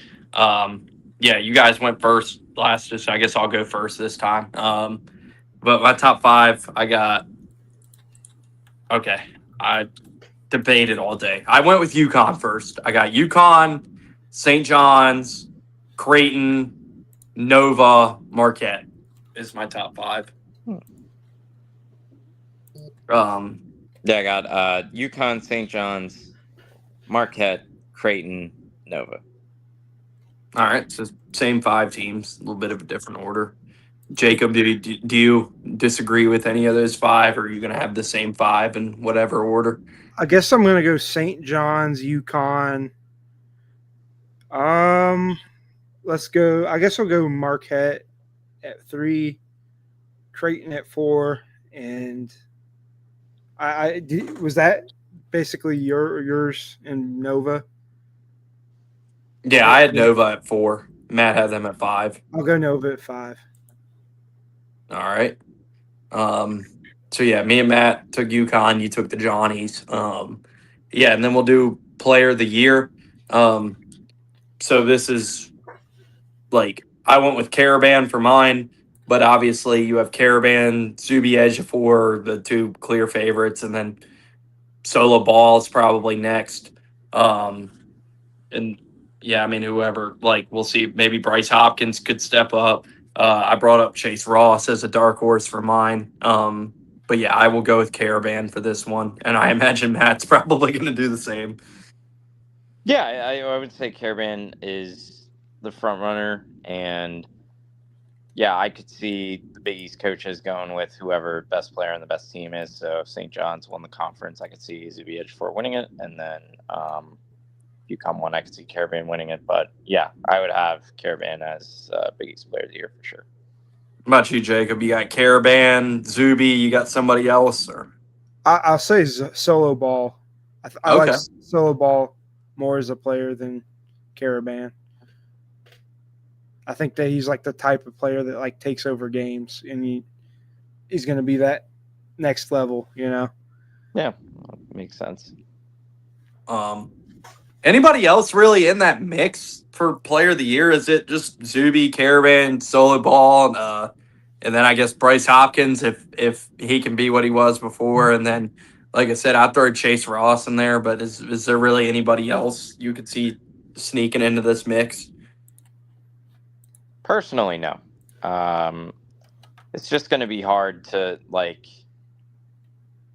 pace what those guys are doing and what those teams are doing. So I do not see anyone else crashing that party.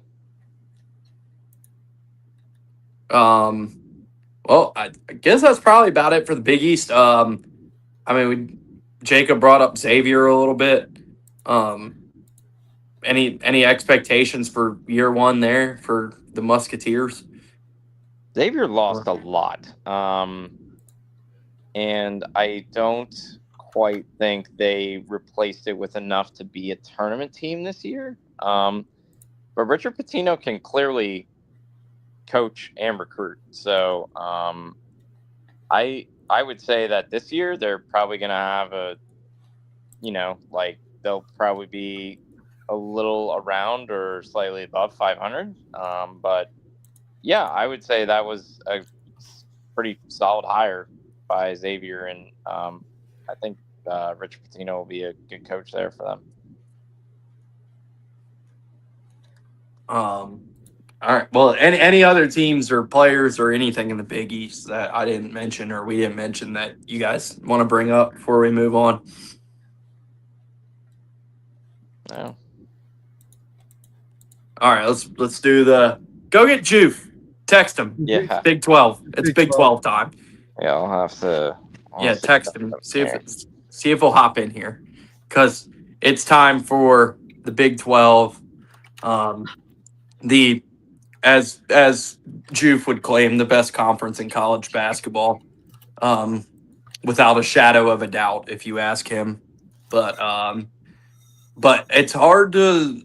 I don't know. Does it hurt your reputation when Kelvin Sampson rolls into your league and goes 34-4 the first 2 years and is a clear favorite to do it again? Kind of makes it tough to make that argument. But it's Big 12 time. Obviously, Houston is a prohibitive favorite going into this year, but a lot of really good teams in this league.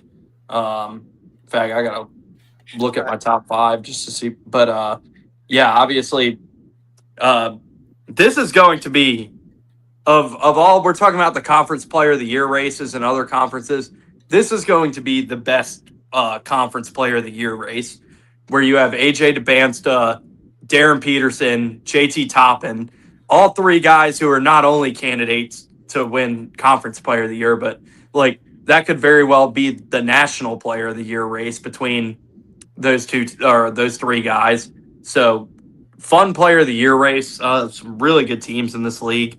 And obviously like the freshman with AJ DeBansta and Darren Peterson, that'll be the big story in the league coming into this season.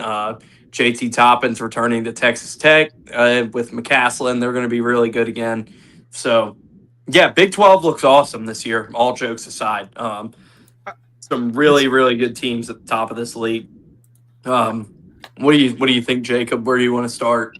I think this is going to be probably the closest race out of any of the big conferences, honestly. Closest conference race. You just have so many great teams up there at the top. Like, there's no fall off from that. There's you have your clear favorites, but there's not really a fall off in that upper echelon of teams. Yeah. I mean, like Houston definitely comes in here as a favorite, but I think Texas Tech, Kansas, BYU, Iowa State, Arizona, like any of those teams are good enough to be threats in this league. I don't know if anybody's going to pick off Houston for the regular season title again. I think this is going to be one Houston probably runs away with again. But yeah, Kelvin Sampson has obviously a really solid squad again. They surprisingly got Milos Uzan back from the draft, which they weren't expecting to get. They already had Papa Isaacs on campus to replace him, and then basically had to go tell Papa Isaacs to go away when Uzan came back because wasn't really a fit for those 2 guys to play together. But yeah, they're going to be really good again. They're the number 2 team in the AP poll. They're the number 1 team at KenPom coming into the year. So yeah, they're going to be solid. And then yeah, the like I said, the most fun story kind of coming into this year will definitely be seeing AJ DeBansta and Darren Peterson, the two best freshmen in the country, both hail from this league. So that'll be fun to watch. Kansas should finally have a rebound year after the last couple down years under Bill Self. I think Kansas is going to be really good again with Darren Peterson. So, yeah, a lot of great stories in the Big 12. Be a fun league to talk about. But Matt, was Juve joining us? Did you talk to him? I just texted him, so I will. I could call him. I'm on my phone here for this, so I'd have to dip out. But yeah, I'll. I could let me give you a call here, but you guys keep going while I. Yeah, give him a call real quick. But Jacob, so outside of the Cougars, obviously, like at the top of this league, what are you watching for?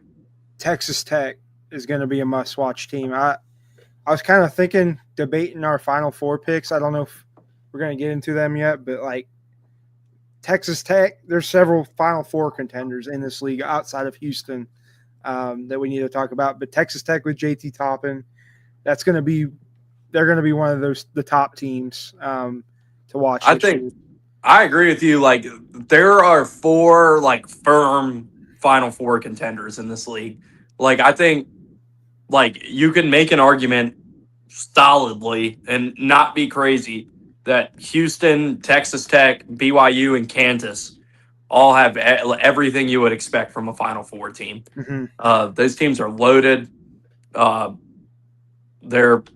teams are going to be really good. I'm trying to pull something up real quick here, and it's not working. That's why I'm stalling. I wonder if Matt's going to get Juve on here. That's going to be fun. But yeah, I'm like arguing how the Baylor Bears are going to win it. Getting JT Toppin in return for Texas Tech was huge, and even though they lost Darian Williams, like the fact they were able to bring Toppin back and like they still have a ton of talent on this team. They got good transfers coming in with Donovan Atwell from UNC Greensboro. He's going to be great. They got guys who came off the bench on this team last year that are going to be impact players for this team. A lot of talent. Lawan Watts came in here from Washington State. He had a great year last year, and he'll be a producer for this team. A lot of talent in this league. Matt, you're in here. Like I said, there are 4 solid, easy Final Four contenders in this league. Like Houston, Texas Tech, BYU, and Kansas are all like no doubt Final Four. Like they're all those schools are expecting to go to a Final Four this year. Yeah, I would say they're certainly investing like schools who are trying to get there. Houston.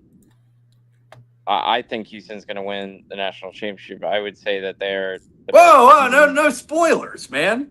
Yeah, I'm not trying to spoil anything. What the hell? No, I mean they're the best team. They have the biggest chip on their shoulder of anyone coming in, and they're finally, for once, like incorporating just younger talent into their roster that they haven't really done under Sampson. After that, it gets a little more like it could be anyone, but Texas Tech returns a decent amount. Obviously, we've discussed JT Toppin, and that BYU roster is, at minimum, very entertaining in the sense that, like, how good is AJ DeBansa going to be? How good is Rob Wright going to be for them? And, if those two guys, especially, how far can they take BYU? And I think just Kansas is better than I thought they were going to be after watching a bit of them. I did not really know what to expect, but I'm kind of fully bought in now. I am bought in on Darren Peterson. I think I'm Darren bought in on Peterson's that going team. to be a stud. Yes, I think I'm just he'll gonna. be the first You pick of the spoiled. draft. You spoiled something. I'm like Darren Peterson's my Big 12 Player of the Year pick. Yeah, Right? I would agree with that, and yeah, I'm all in. So yeah, and Kansas State with PJ Haggerty, that could be entertaining as well. He's a player who commanded, in my opinion, kind of a joke of a number in the portal. Made himself kind of untouchable for some of these schools, but yeah, I'm a fan of his game nonetheless, and Kansas State could be a team with him in the fold. So yeah, I'm excited for that league overall. The Big 12 always delivers every year, and yeah, I think while the SEC is the best league in the country, Big 12 is certainly the most entertaining, has the most kind of anyone can beat anyone type of vibes. And yeah, I'm very excited for Big 12 basketball.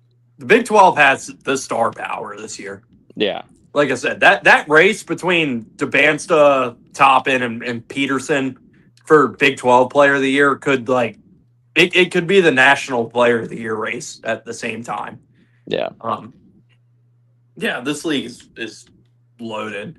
I think like the first step down from those top three we've talked to obviously would be Arizona.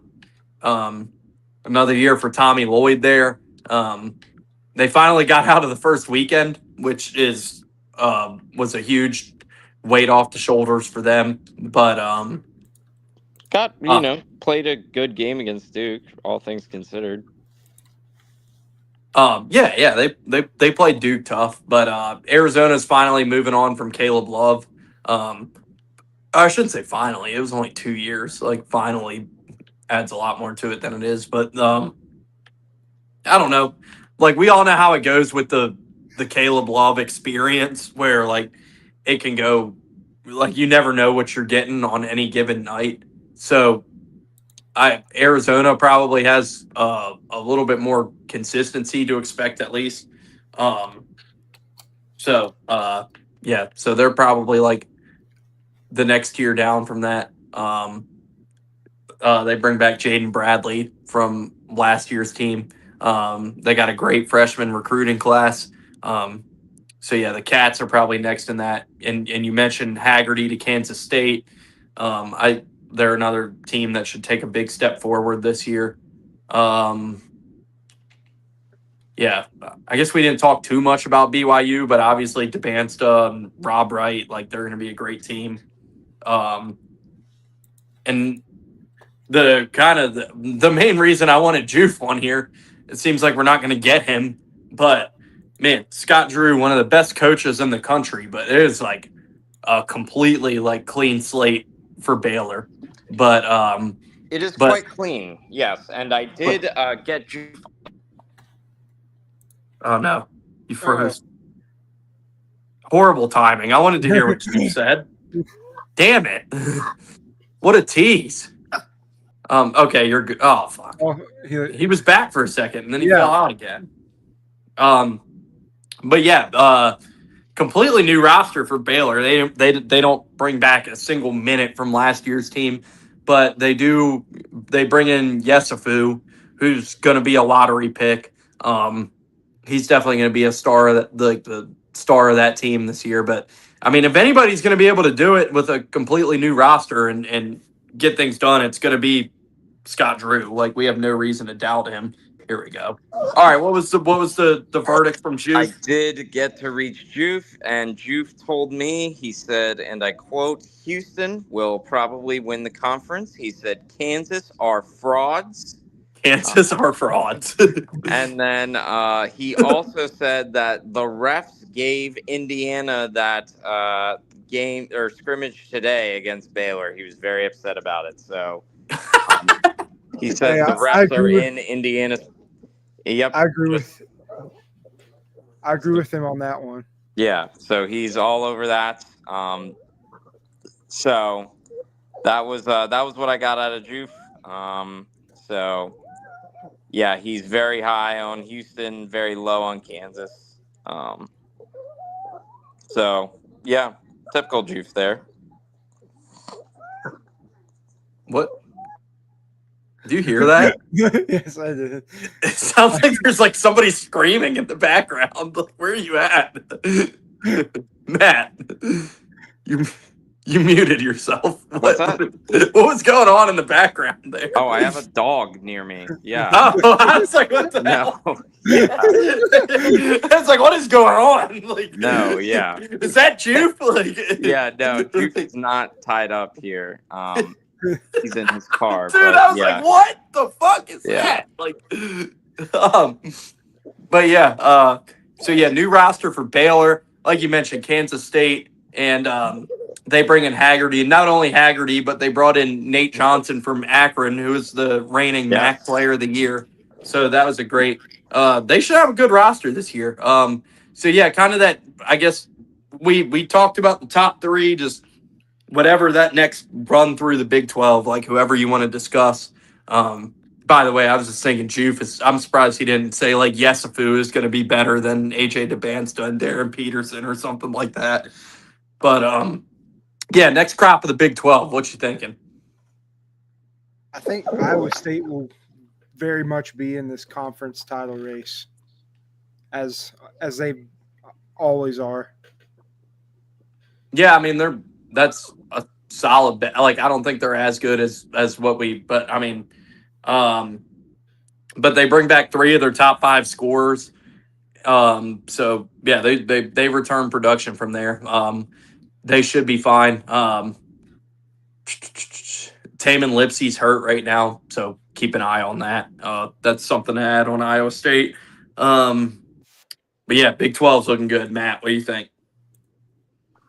Yeah, I mean, because of the way Iowa State defends, I think they'll always be in it, and I do think that for this year, I think the conference it's super deep, but it's also like, we talk about the star power, and every team has a guy or something resembling a guy.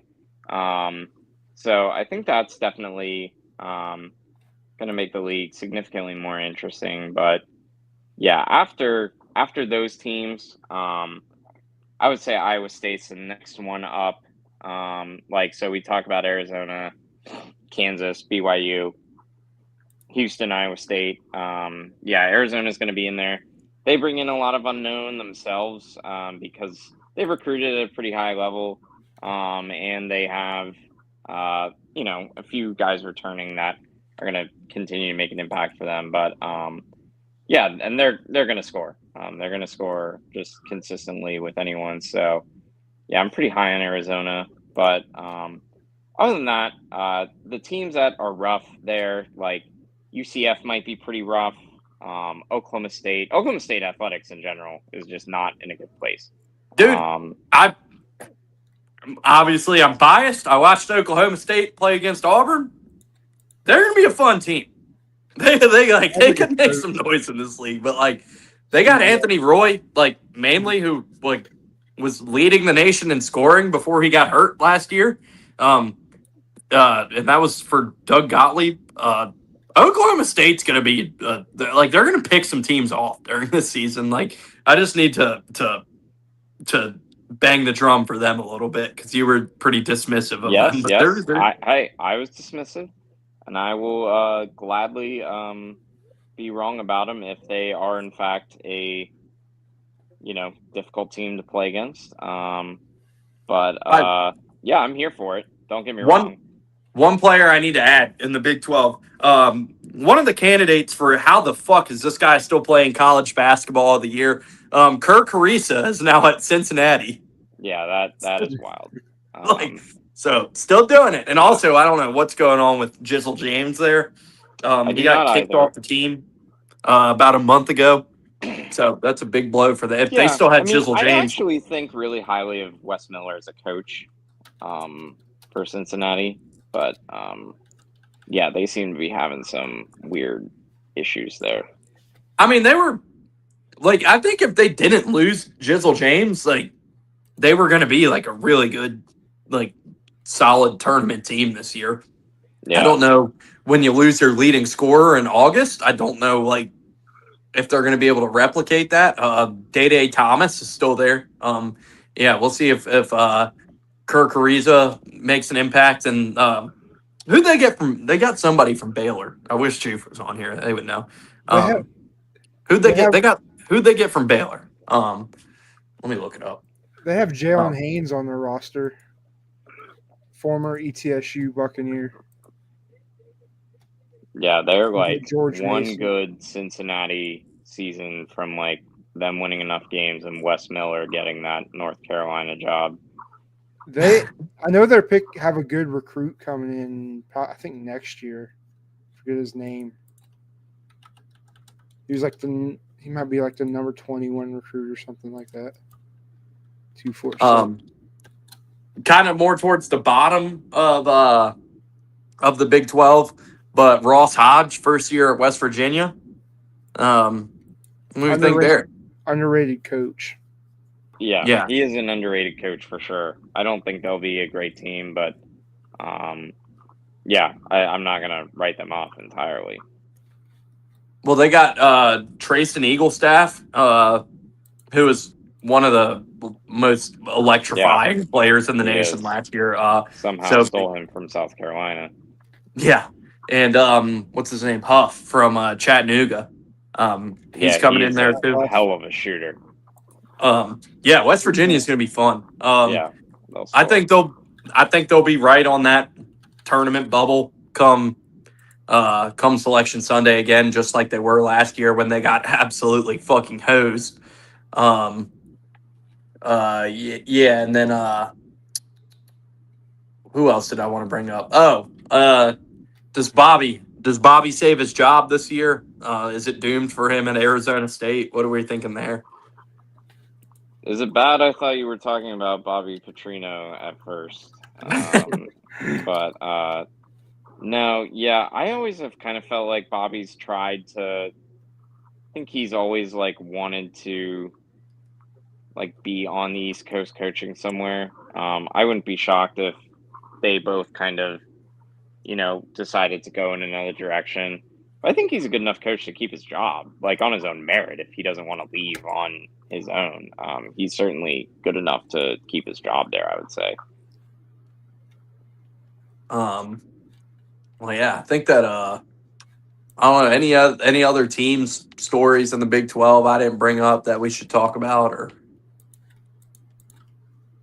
what do we think, or do we want to get into some top fives? Yeah, I'm good with the top fives now. Yeah. All right. Well, Jacob, you can go first again. We can go back around since all three of us have gone first now. I guess I'll go Houston, Texas Tech, Kansas. Give me Iowa State at 4 and number 5, BYU. All right. Matt, what you got? I will take exactly the same as that, actually. Okay. Yeah. I got mine is Houston, Texas Tech, Kansas, BYU, and Arizona. Yeah. All right, and then players of the year. Me and Matt already alluded to it. I'm taking Darren Peterson, and it sounds like Matt No doubt. said the same thing. But like I said, this is going to be an awesome player of the year race. Like, is there, to be clear, it's like do we think is there any way it's not one of those three, or like do we think Haggerty can get into that mix, or do we think it's easily one of those three? Thinking about what it would take for somebody else to kind of unseat those guys, I don't know. They're just so good that it's going to be pretty hard for anyone to top that, unless like Taman Lipsey gets healthy, carries Iowa State to the Big 12 title. That would be like one of the only other scenarios I could see it not being one of those guys. Jacob, who's your pick? I'm gonna go JT Toppin. Okay. I think it's going to be him. I think Texas Tech is going to be a top 10 team all year. All right.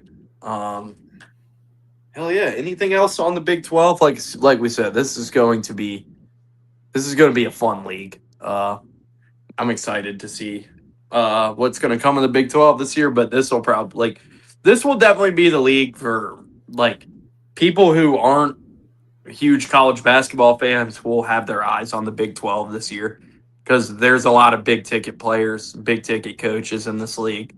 Uh, it's gonna be fun. I don't know if they're gonna get the most teams in the tournament or anything like that, but it's gonna be a fun league and some real Final Four contenders here. But take a drink of water. With that being said, let's move on to the Southeastern Conference. The league that put 14 teams in the dance last year. I don't think the SEC will be putting 14 teams in the dance again this year. Um, that would be insane for that to take place. But yeah, SEC. Um, Obviously, we know Kentucky, this blew my mind.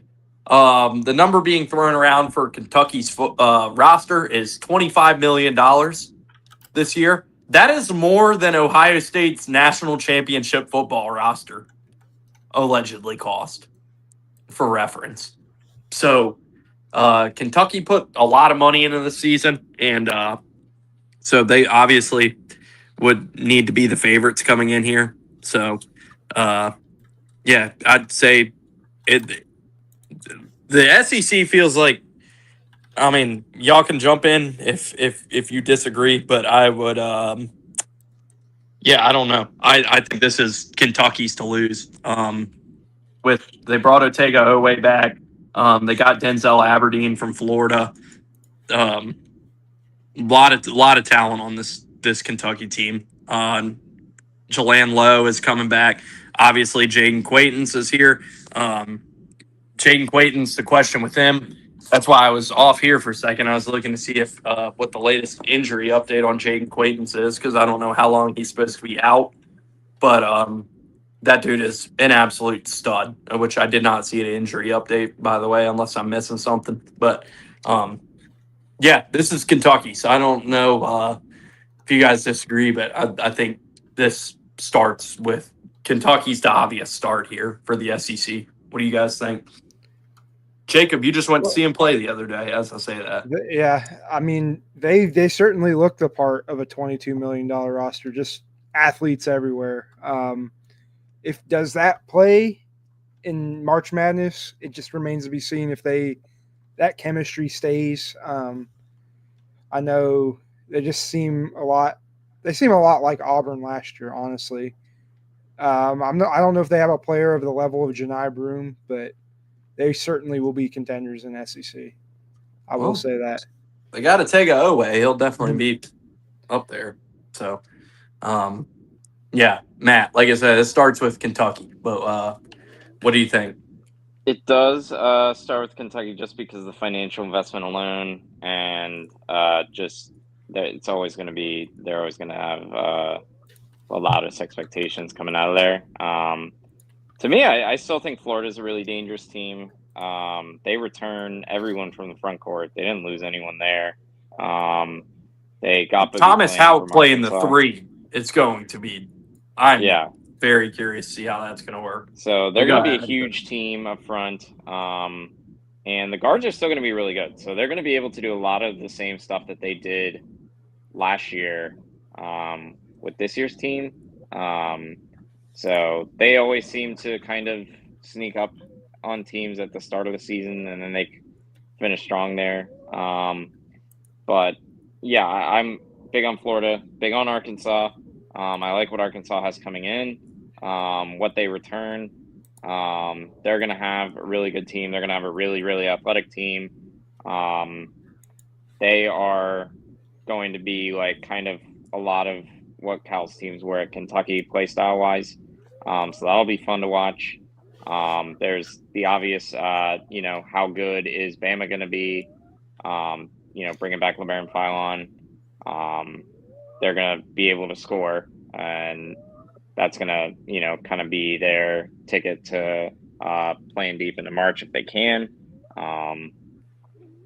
But yeah, other than that, I mean, you're kind of looking at like what, not really sure what to expect from Auburn. You know what to expect from some of the players there. I don't know what to expect from, um, you know, that staff.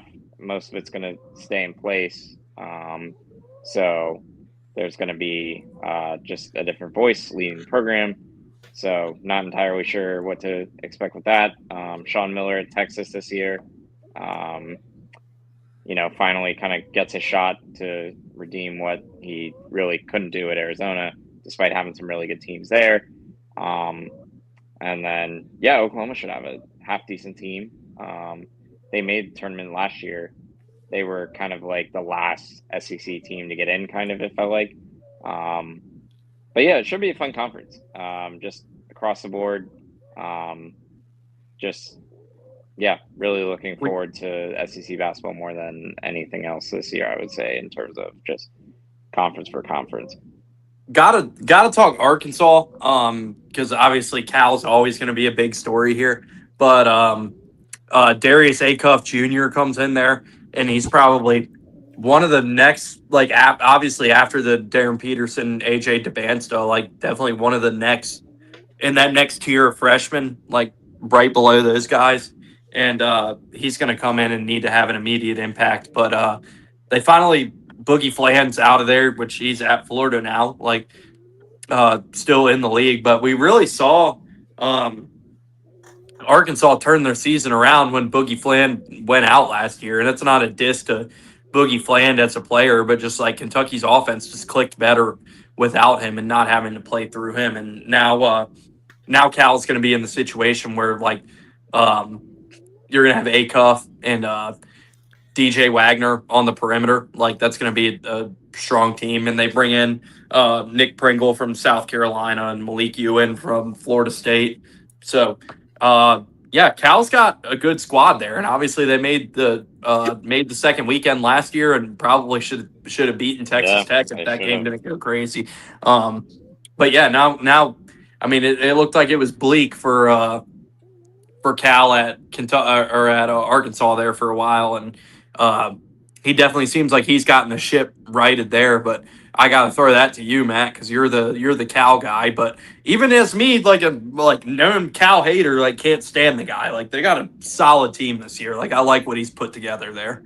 Yeah, they're going to be good. They're going to be super athletic. They're going to rebound super well. I just think it's a team that is going to do significantly better in the conference than they did a year ago.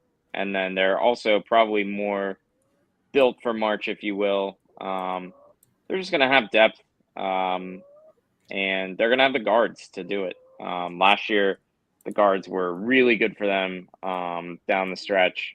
And this year, Acuff's going to be a serious, serious difference maker for them. So, yeah, I'm excited to watch them. I think that this is, going to be a good opportunity for them to play deep into March and hopefully get to the second weekend again. But yeah, I like what they have there, and it was not looking good for Arkansas last year until they won at Rupp, and then once they won at Rupp, it just kind of felt as if their whole season turned around. So yeah, I like what they've done, and they're just they should be like at minimum like a very good basketball team, and they should compete for the SEC championship, and ultimately they probably should compete for Final Four also. Tennessee's another team. Obviously they lose Zakai Ziegler there, who was kind of the heart and soul of that program for a couple years. But Tennessee's, huh? A couple of years. It felt Did like I say a couple? Like Zakai a long time. There for, yeah, like I didn't even realize I said a couple. I was just yapping. Like, yeah, more than a couple. Played for Bruce Pearl. Yeah, like he was there forever. But yeah, they replace him with Jacoby Gillespie from Maryland, which I think fantastic pickup by Rick Barnes there. And then obviously they have Ament, who's going to be a one and done there, like one of the top picks in the draft. He's going to be a stud.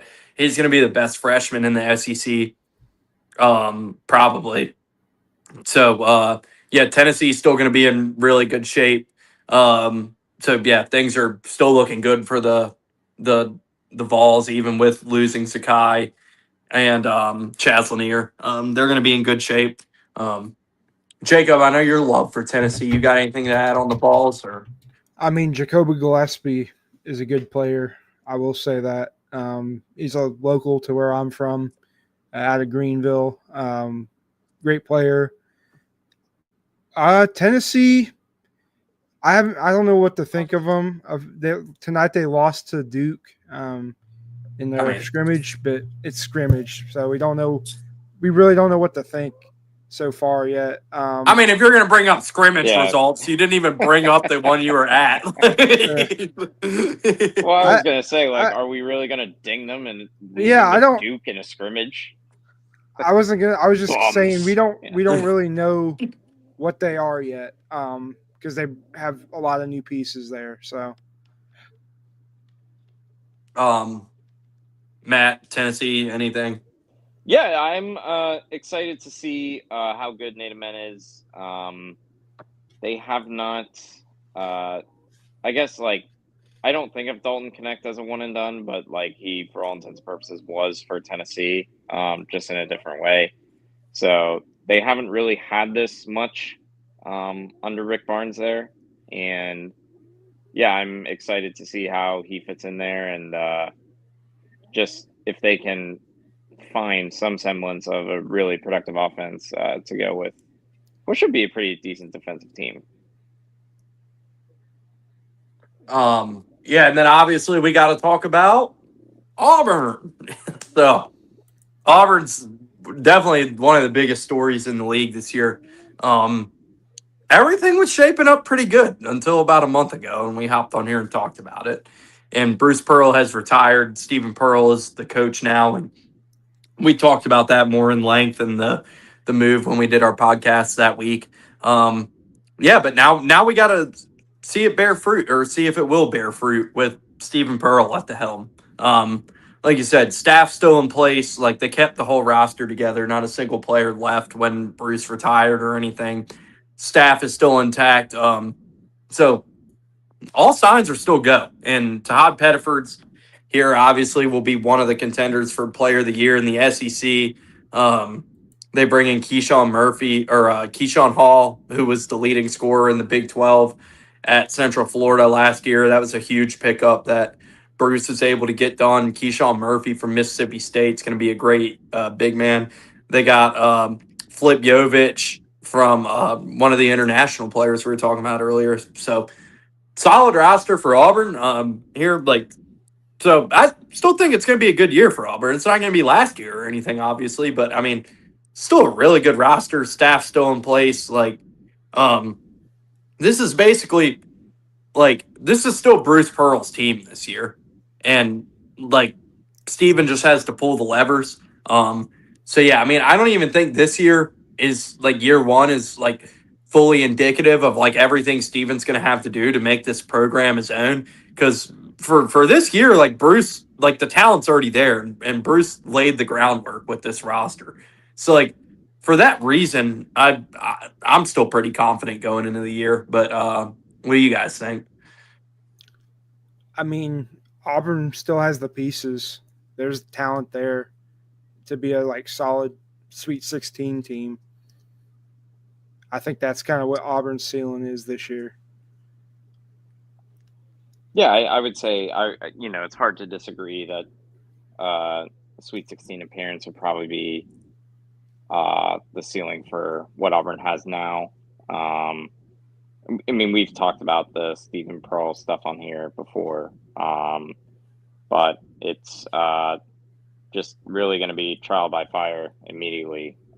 Just how good the league is, how tough it is, and how many great coaches are in it. So we are going to learn quite a bit about Stephen Pearl very fast. So that should be interesting to follow. Yeah, but everything's, like I said, the staff's still there, the talent's there. I feel good. like there's going to be some bumps, but I don't know. I feel good. As we move on down through the bottom, or I don't want to say the bottom, but kind of like the rest of the SEC. Shout out to AJ Storr at Ole Yeah. Miss now. Yeah. Another, still playing college basketball. Perfect. Mississippi State's going to be really good. Josh Hubbard is like, if Mississippi State was a better team, I feel like Josh Hubbard would get a lot more hype. He's electric. He's one of the most fun players in the nation. They'll be a good team. Michi Johnson was the name I was mentioning earlier. Yeah. He said Yeah. he has gone. He was at South Carolina, then Ohio State, back to Ohio State, back. So I can't even keep up, but he's gone back and forth from South Carolina to Ohio State like 5 times now. So, yeah, I was running through some stuff, and Bucky McMillan, year 1 at A&M. Just gonna be interesting to see what kind of fit that is. I mean, he was great at Samford, but I mean, the dude's coached and lived in the state of Alabama his whole life. And now he goes to Texas A&M and sees if the Bucky ball will work in the SEC. I thought about the fact that Bucky could go to the SEC for years, but when it actually happened, I was like, oh shit, we're actually here now. But they got Papa Isaacs there and Mbako from Indiana. Like, they got talent there at A&M. So see how it goes for Bucky. Like you said, Oklahoma's got a good roster. And then year 1 for Sean Miller at Texas. So a lot to go over there. But like any of those teams you want to hit and add anything on, you guys got it. I was gonna add on Bucky McMillan. They replaced a psychopath in Buzz Williams with another psychopath in Bucky McMillan. And then at Texas, Sean Miller in his first year gets Cam Heide from Purdue there. So, yeah. That's the only 2 things I really wanted to say there. I'm going to miss Buzz in the SEC. Yeah.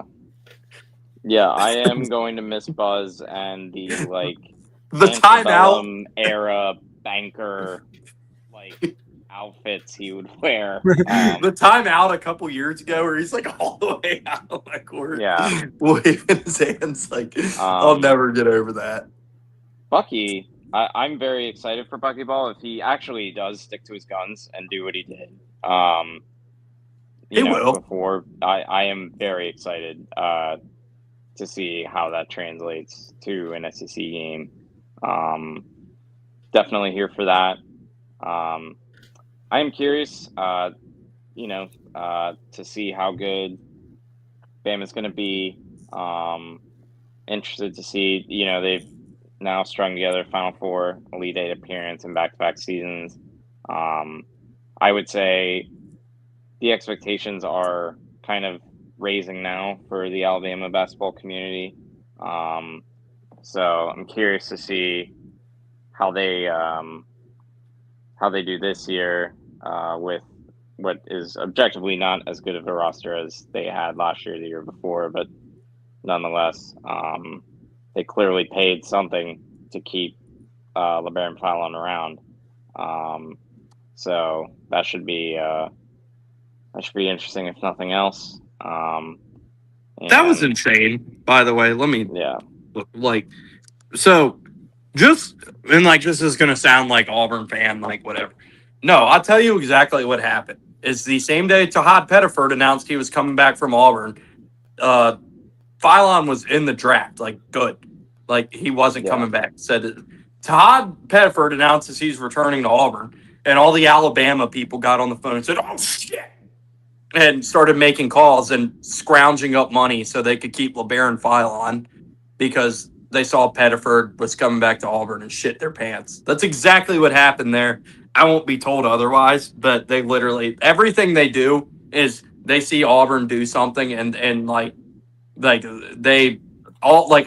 just going to let Phylon go and let that be that if Auburn didn't keep Tahad Pettiford. But just don't ever let them convince you that they don't think about Auburn, because they do in literally everything they do over there.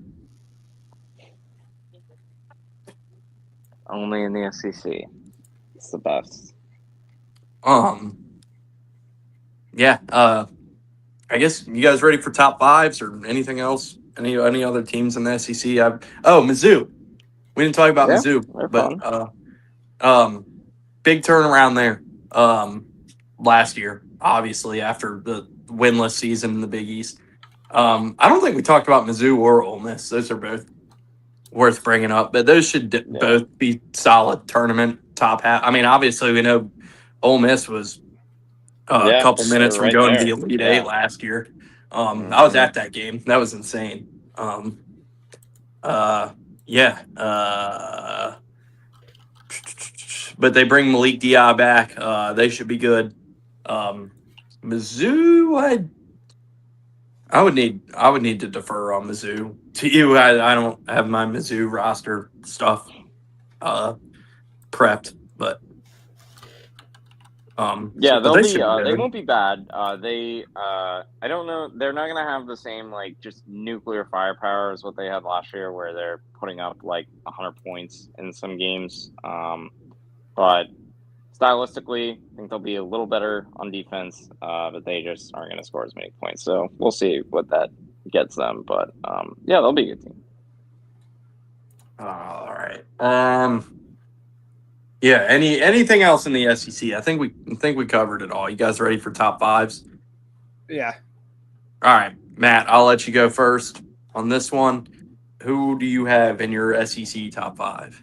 So I've got Florida as a top team. I Over think they Kentucky. are over Kentucky. I think they are just kind of royally slept on here. And I trust Todd Golden implicitly. So, yeah, I'm very high on Florida. I We think didn't they'll be talk about how playing the three, by the way, but he is 6'9", yeah, and that it's why not, when you got that many guys. Yeah, I think that I just trust that staff, trust that team and what they have there. how do you I mean, you're a Cal guy, so it relates. How do you feel about Boogie Flan there? Like, I I mean, think it Boogie didn't Flan's a really good work. so I think Arkansas asked him to do more than he scored at a really high level at the start of the season. Then he got hurt, and then once he came back in more of a complimentary role, just kind of exactly what they needed for that NCAA tournament run, just like a calming guard who was not going to turn the ball over. But if he was, he could break a press on his own kind of thing. Just a really steady guard for them. And this year, I think Florida is kind of more like they usually will play, you know, at times they played three guards at a time last year with the bigs, and then he'll be really effective in pick and roll for them. Yeah, I like his fit a lot on that Florida team. I think he will. I think he just fits really, really well. Just really fast, really high level scoring guard, and just really willing passer. I think he fits in really well with the Florida offense. So high on him and just what they have coming back and that staff. I think that, I think Florida will probably be the number one team in that conference. Then after Florida, we got going Arkansas. Bit of a homer, not homer, but like I just am confident in what they have. After that, I got Tennessee, and then Kentucky, and then Ole Miss. All right, Ole Miss top five. All right, I'll go ahead. I need to look at mine again. All right, I have Kentucky 1, Florida 2, Arkansas 3, Tennessee 4, Auburn 5. I guess I'll go next. Yeah, go ahead. At one, I'm going to take Florida. Number two, Kentucky. Number three, I'm going to go Tennessee. Number four, Auburn, and then number five, Arkansas. All right. Matt, SEC Player of the Year. Who do you have? I have oscillated quite a bit from when before we started to now to in the midst of this conversation.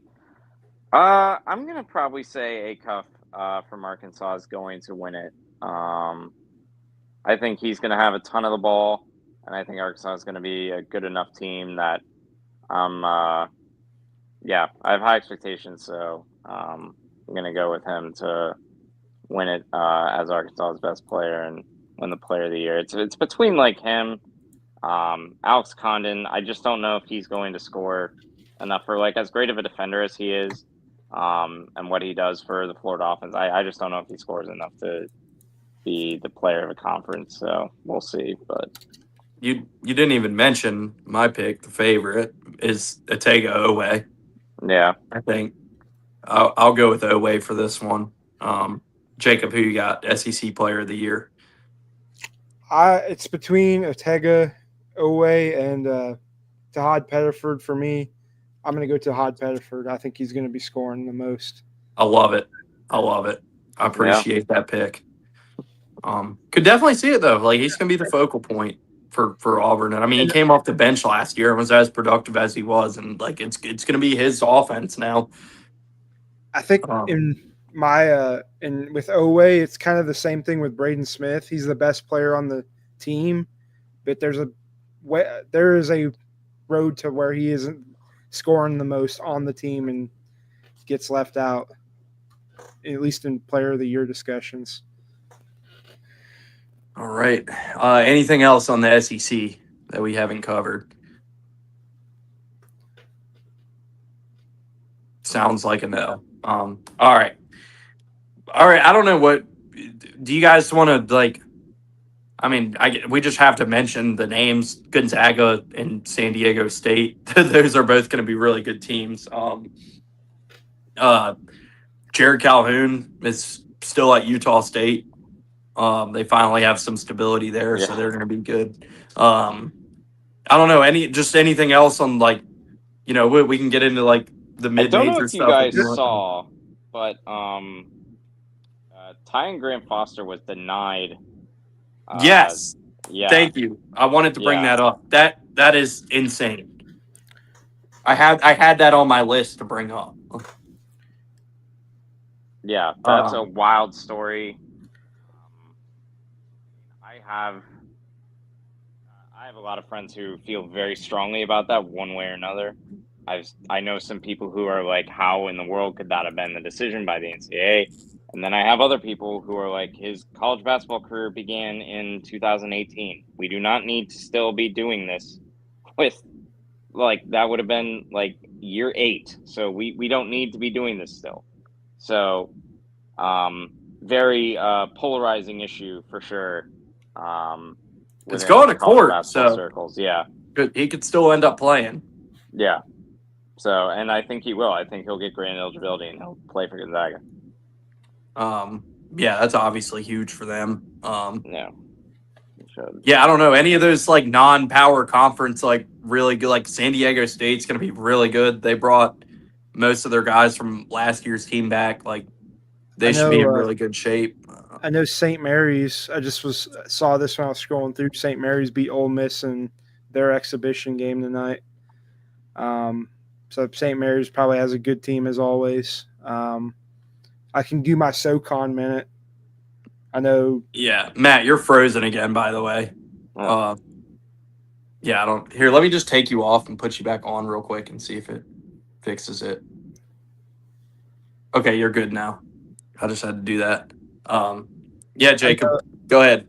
SoCon. I think the two favorites right now are probably Chattanooga and Furman. Furman brings back the most in the conference, and Chattanooga added the most in the portal. ETSU's in third right now, but I think Chattanooga is the favorite by far. So, yeah, we'll see how that goes. I really think whoever comes out of the SoCon, as long as it's not 6-seeded Wofford again, which I don't think will be happening. Oh, they got some other issues. Yeah, they got some other. Auburn's playing them in a couple weeks. Yeah, you'll win by 100 if I had to guess. And then Furman opened their new arena against Alabama tonight in their like preseason exhibition. Against Alabama? Yeah, at Furman's arena. What? Can't believe they went. Why? I don't know. I mean, I guess it's a common thing. I know ETSU's playing Wake Forest this week at Freedom Hall. I lost sound. I got to rejoin.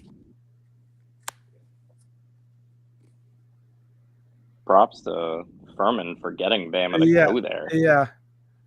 Usually it's just like, okay, why is Alabama traveling to Furman for a scrimmage? Mm-hmm. So, and you know, props to them. I haven't seen this Furman arena, but it's like it's like what you'd expect for like a country club, small arena. Well, all those schools have tons of money. Yeah. Furman and Wofford have basically the same arena now. Matt, you're just Jacob. Is Matt blacked out on your screen too? Not for me. Shit. All right, this might be something with mine. You guys hold it down for a second. Let me try to rejoin again. I was saying ETSU plays Wake Forest in their scrimmage this week at Freedom Hall. Forbes Bowl. Yeah. I don't know. That's a tough one for him, but he might be back in mid-major coaching pretty soon here. I would imagine. I'd say he's probably just going to retire if I had to guess with his wife's health issues. I've heard it'd be cool if he came back to ETSU as in an advisory role. Yeah. All right. Okay. Jacob. Is Matt just keeps freezing for me? But is he not frozen for you? He's frozen right now. Oh shit. Matt, do you just want to try to leave and rejoin real quick? Yeah, it's driving me crazy. I just had to. But we'll get into the Final Four, and we'll see if there's any of the other non-high major Power 5 teams Matt wants to bring up. Shout out the Big West. You got who did UC San Diego hire as their coach? I thought they hired someone big after their coach left. No, never mind. I'm mistaken.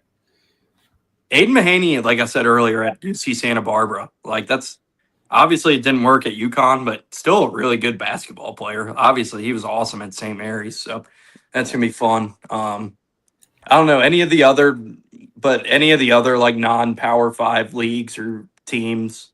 Like I said, San Diego State's just they're going to be really good this year. I think the Mountain West is usually competitive, but I think it might be a little bit more of a runaway this year. The last year of the Mountain West, our beautiful Mountain West as currently structured. I hate it. I love them. I love Mountain West basketball. So I'm going to soak it in this year, but I think it's going to be a San Diego State runaway. But yeah, any non-Power 5 teams, leagues, players, whatever that we haven't talked about that you guys want to highlight. Let's see, top. There was no, nothing crazy. I think Jacob's got something. I know Illinois State might be a team to watch in the Missouri Valley Conference. Oh, R.I.P. Sister Jean. I had to get that in. Mm-hmm. R.I.P. Sad. But they got a good team this year too. Mm-hmm. I think they'll have a good year in her honor. Yeah, let's do it. Let's get into the good stuff though. Final Four. Let's do National Player of the Year, National Coach of the Year, and then we'll end it with Final Four, National Championship, National Champion. National Player of the Year. Who wants to go first? This one is easy for me. I am taking Darren Peterson, and I think he's going to run away with it. All right. Jacob, who do you got? National Player of the Year. I think I'm Braden. I'm going to go with Braden. I have to. I figured that was going to happen. I'll say it happens again. I'll go with Cam Boozer, Duke. I'm not just saying that because of tonight, but I'm on the Cam Boozer train. I think he's going to be really good. I'll go with Cam Boozer as my pick. National Coach of the Year. Jacob, you can go first on this one. I'm not sure, to be honest. Should I go sweep across the board, or should I just? I'll go. You might as well. Yeah, I'm gonna go with Matt Painter. Matt, who you got? I am taking Todd Golden. I don't think he got enough respect last year. I think he's going to win the SEC, and I think there's going to be kind of an overcorrection from some of those voters to give him his props. So I'm going to say Todd Golden wins it. All right. I will go with. I'm going to go with this on the premise. I'm going to go with Will Wade. Will they actually give it to him? That's the question. Like, if he deserves it, like, can he get the votes for it? But on the surface, I'm going to go with Will Wade because I think he's going to turn that ship around pretty. Like, I think that's going to be a staggering turnaround. Like, I think they'll. Like, I had them third in the ACC, but like, I think they'll be a top 4 seed nationally. Like, they'll be a really good team, and I think we kind of see it go back and forth every year between like. Some years it goes to like the best turnaround, and some years it goes to the best coach. Yeah, that's kind of what I was thinking. Like, if Purdue's the best team, they may give it to Painter, but you could easily have a team that's unexpected at the top. Like, they give it to like Grant McCaslin or Rick Pitino is if one of those teams ends up in the top 5. Yeah, someone like that. Will Wade, that's another one. Yeah, I'll go with Will Wade on this one. All right, let's do it. Final 4. I'm still thinking about mine, so somebody else is going to need to go first because I need to make my decision like now. So. I guess I'll start off. My Final 4. I'm going to go Purdue, Houston, Florida, and Texas Tech. All right, Matt. I'm going to say Houston, UConn, Texas Tech, Florida to the Final 4. All right. You said say yours again. I had Houston, UConn, Texas Tech, Florida. All right. I'm going to go Houston, Purdue, Kentucky, and Texas Tech. I was between Texas Tech and Duke, but I really like what McCaslin has this year. Yeah, I was between Texas Tech, Kentucky, UConn, or those 3. I could see any of those 3 making it. I'm gonna switch my Texas Tech to Duke. Okay. So yeah, I'm going Purdue, Houston, Kentucky, and Duke. No. Let me restart because I forgot UConn somehow, even though Matt's here.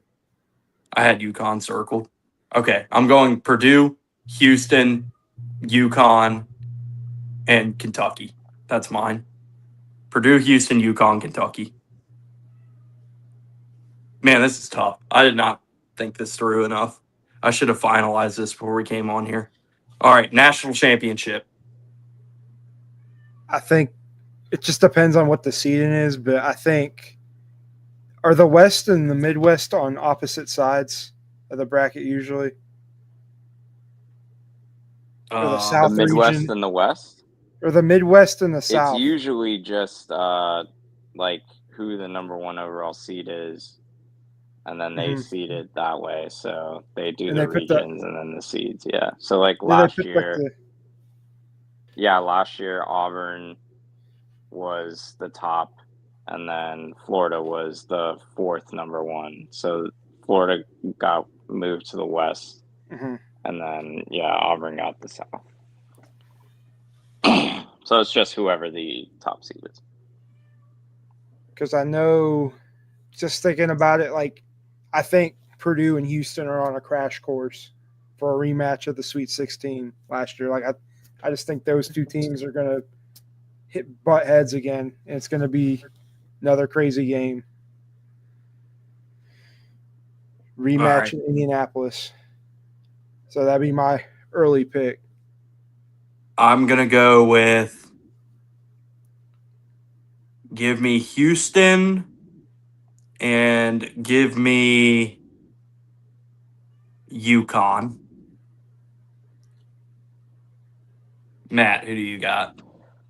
I've changed my mind. I'm gonna say UConn beats Florida for the national championship because I don't know. I've just talked myself into it. So All right, I'm gonna go Houston over UConn for mine.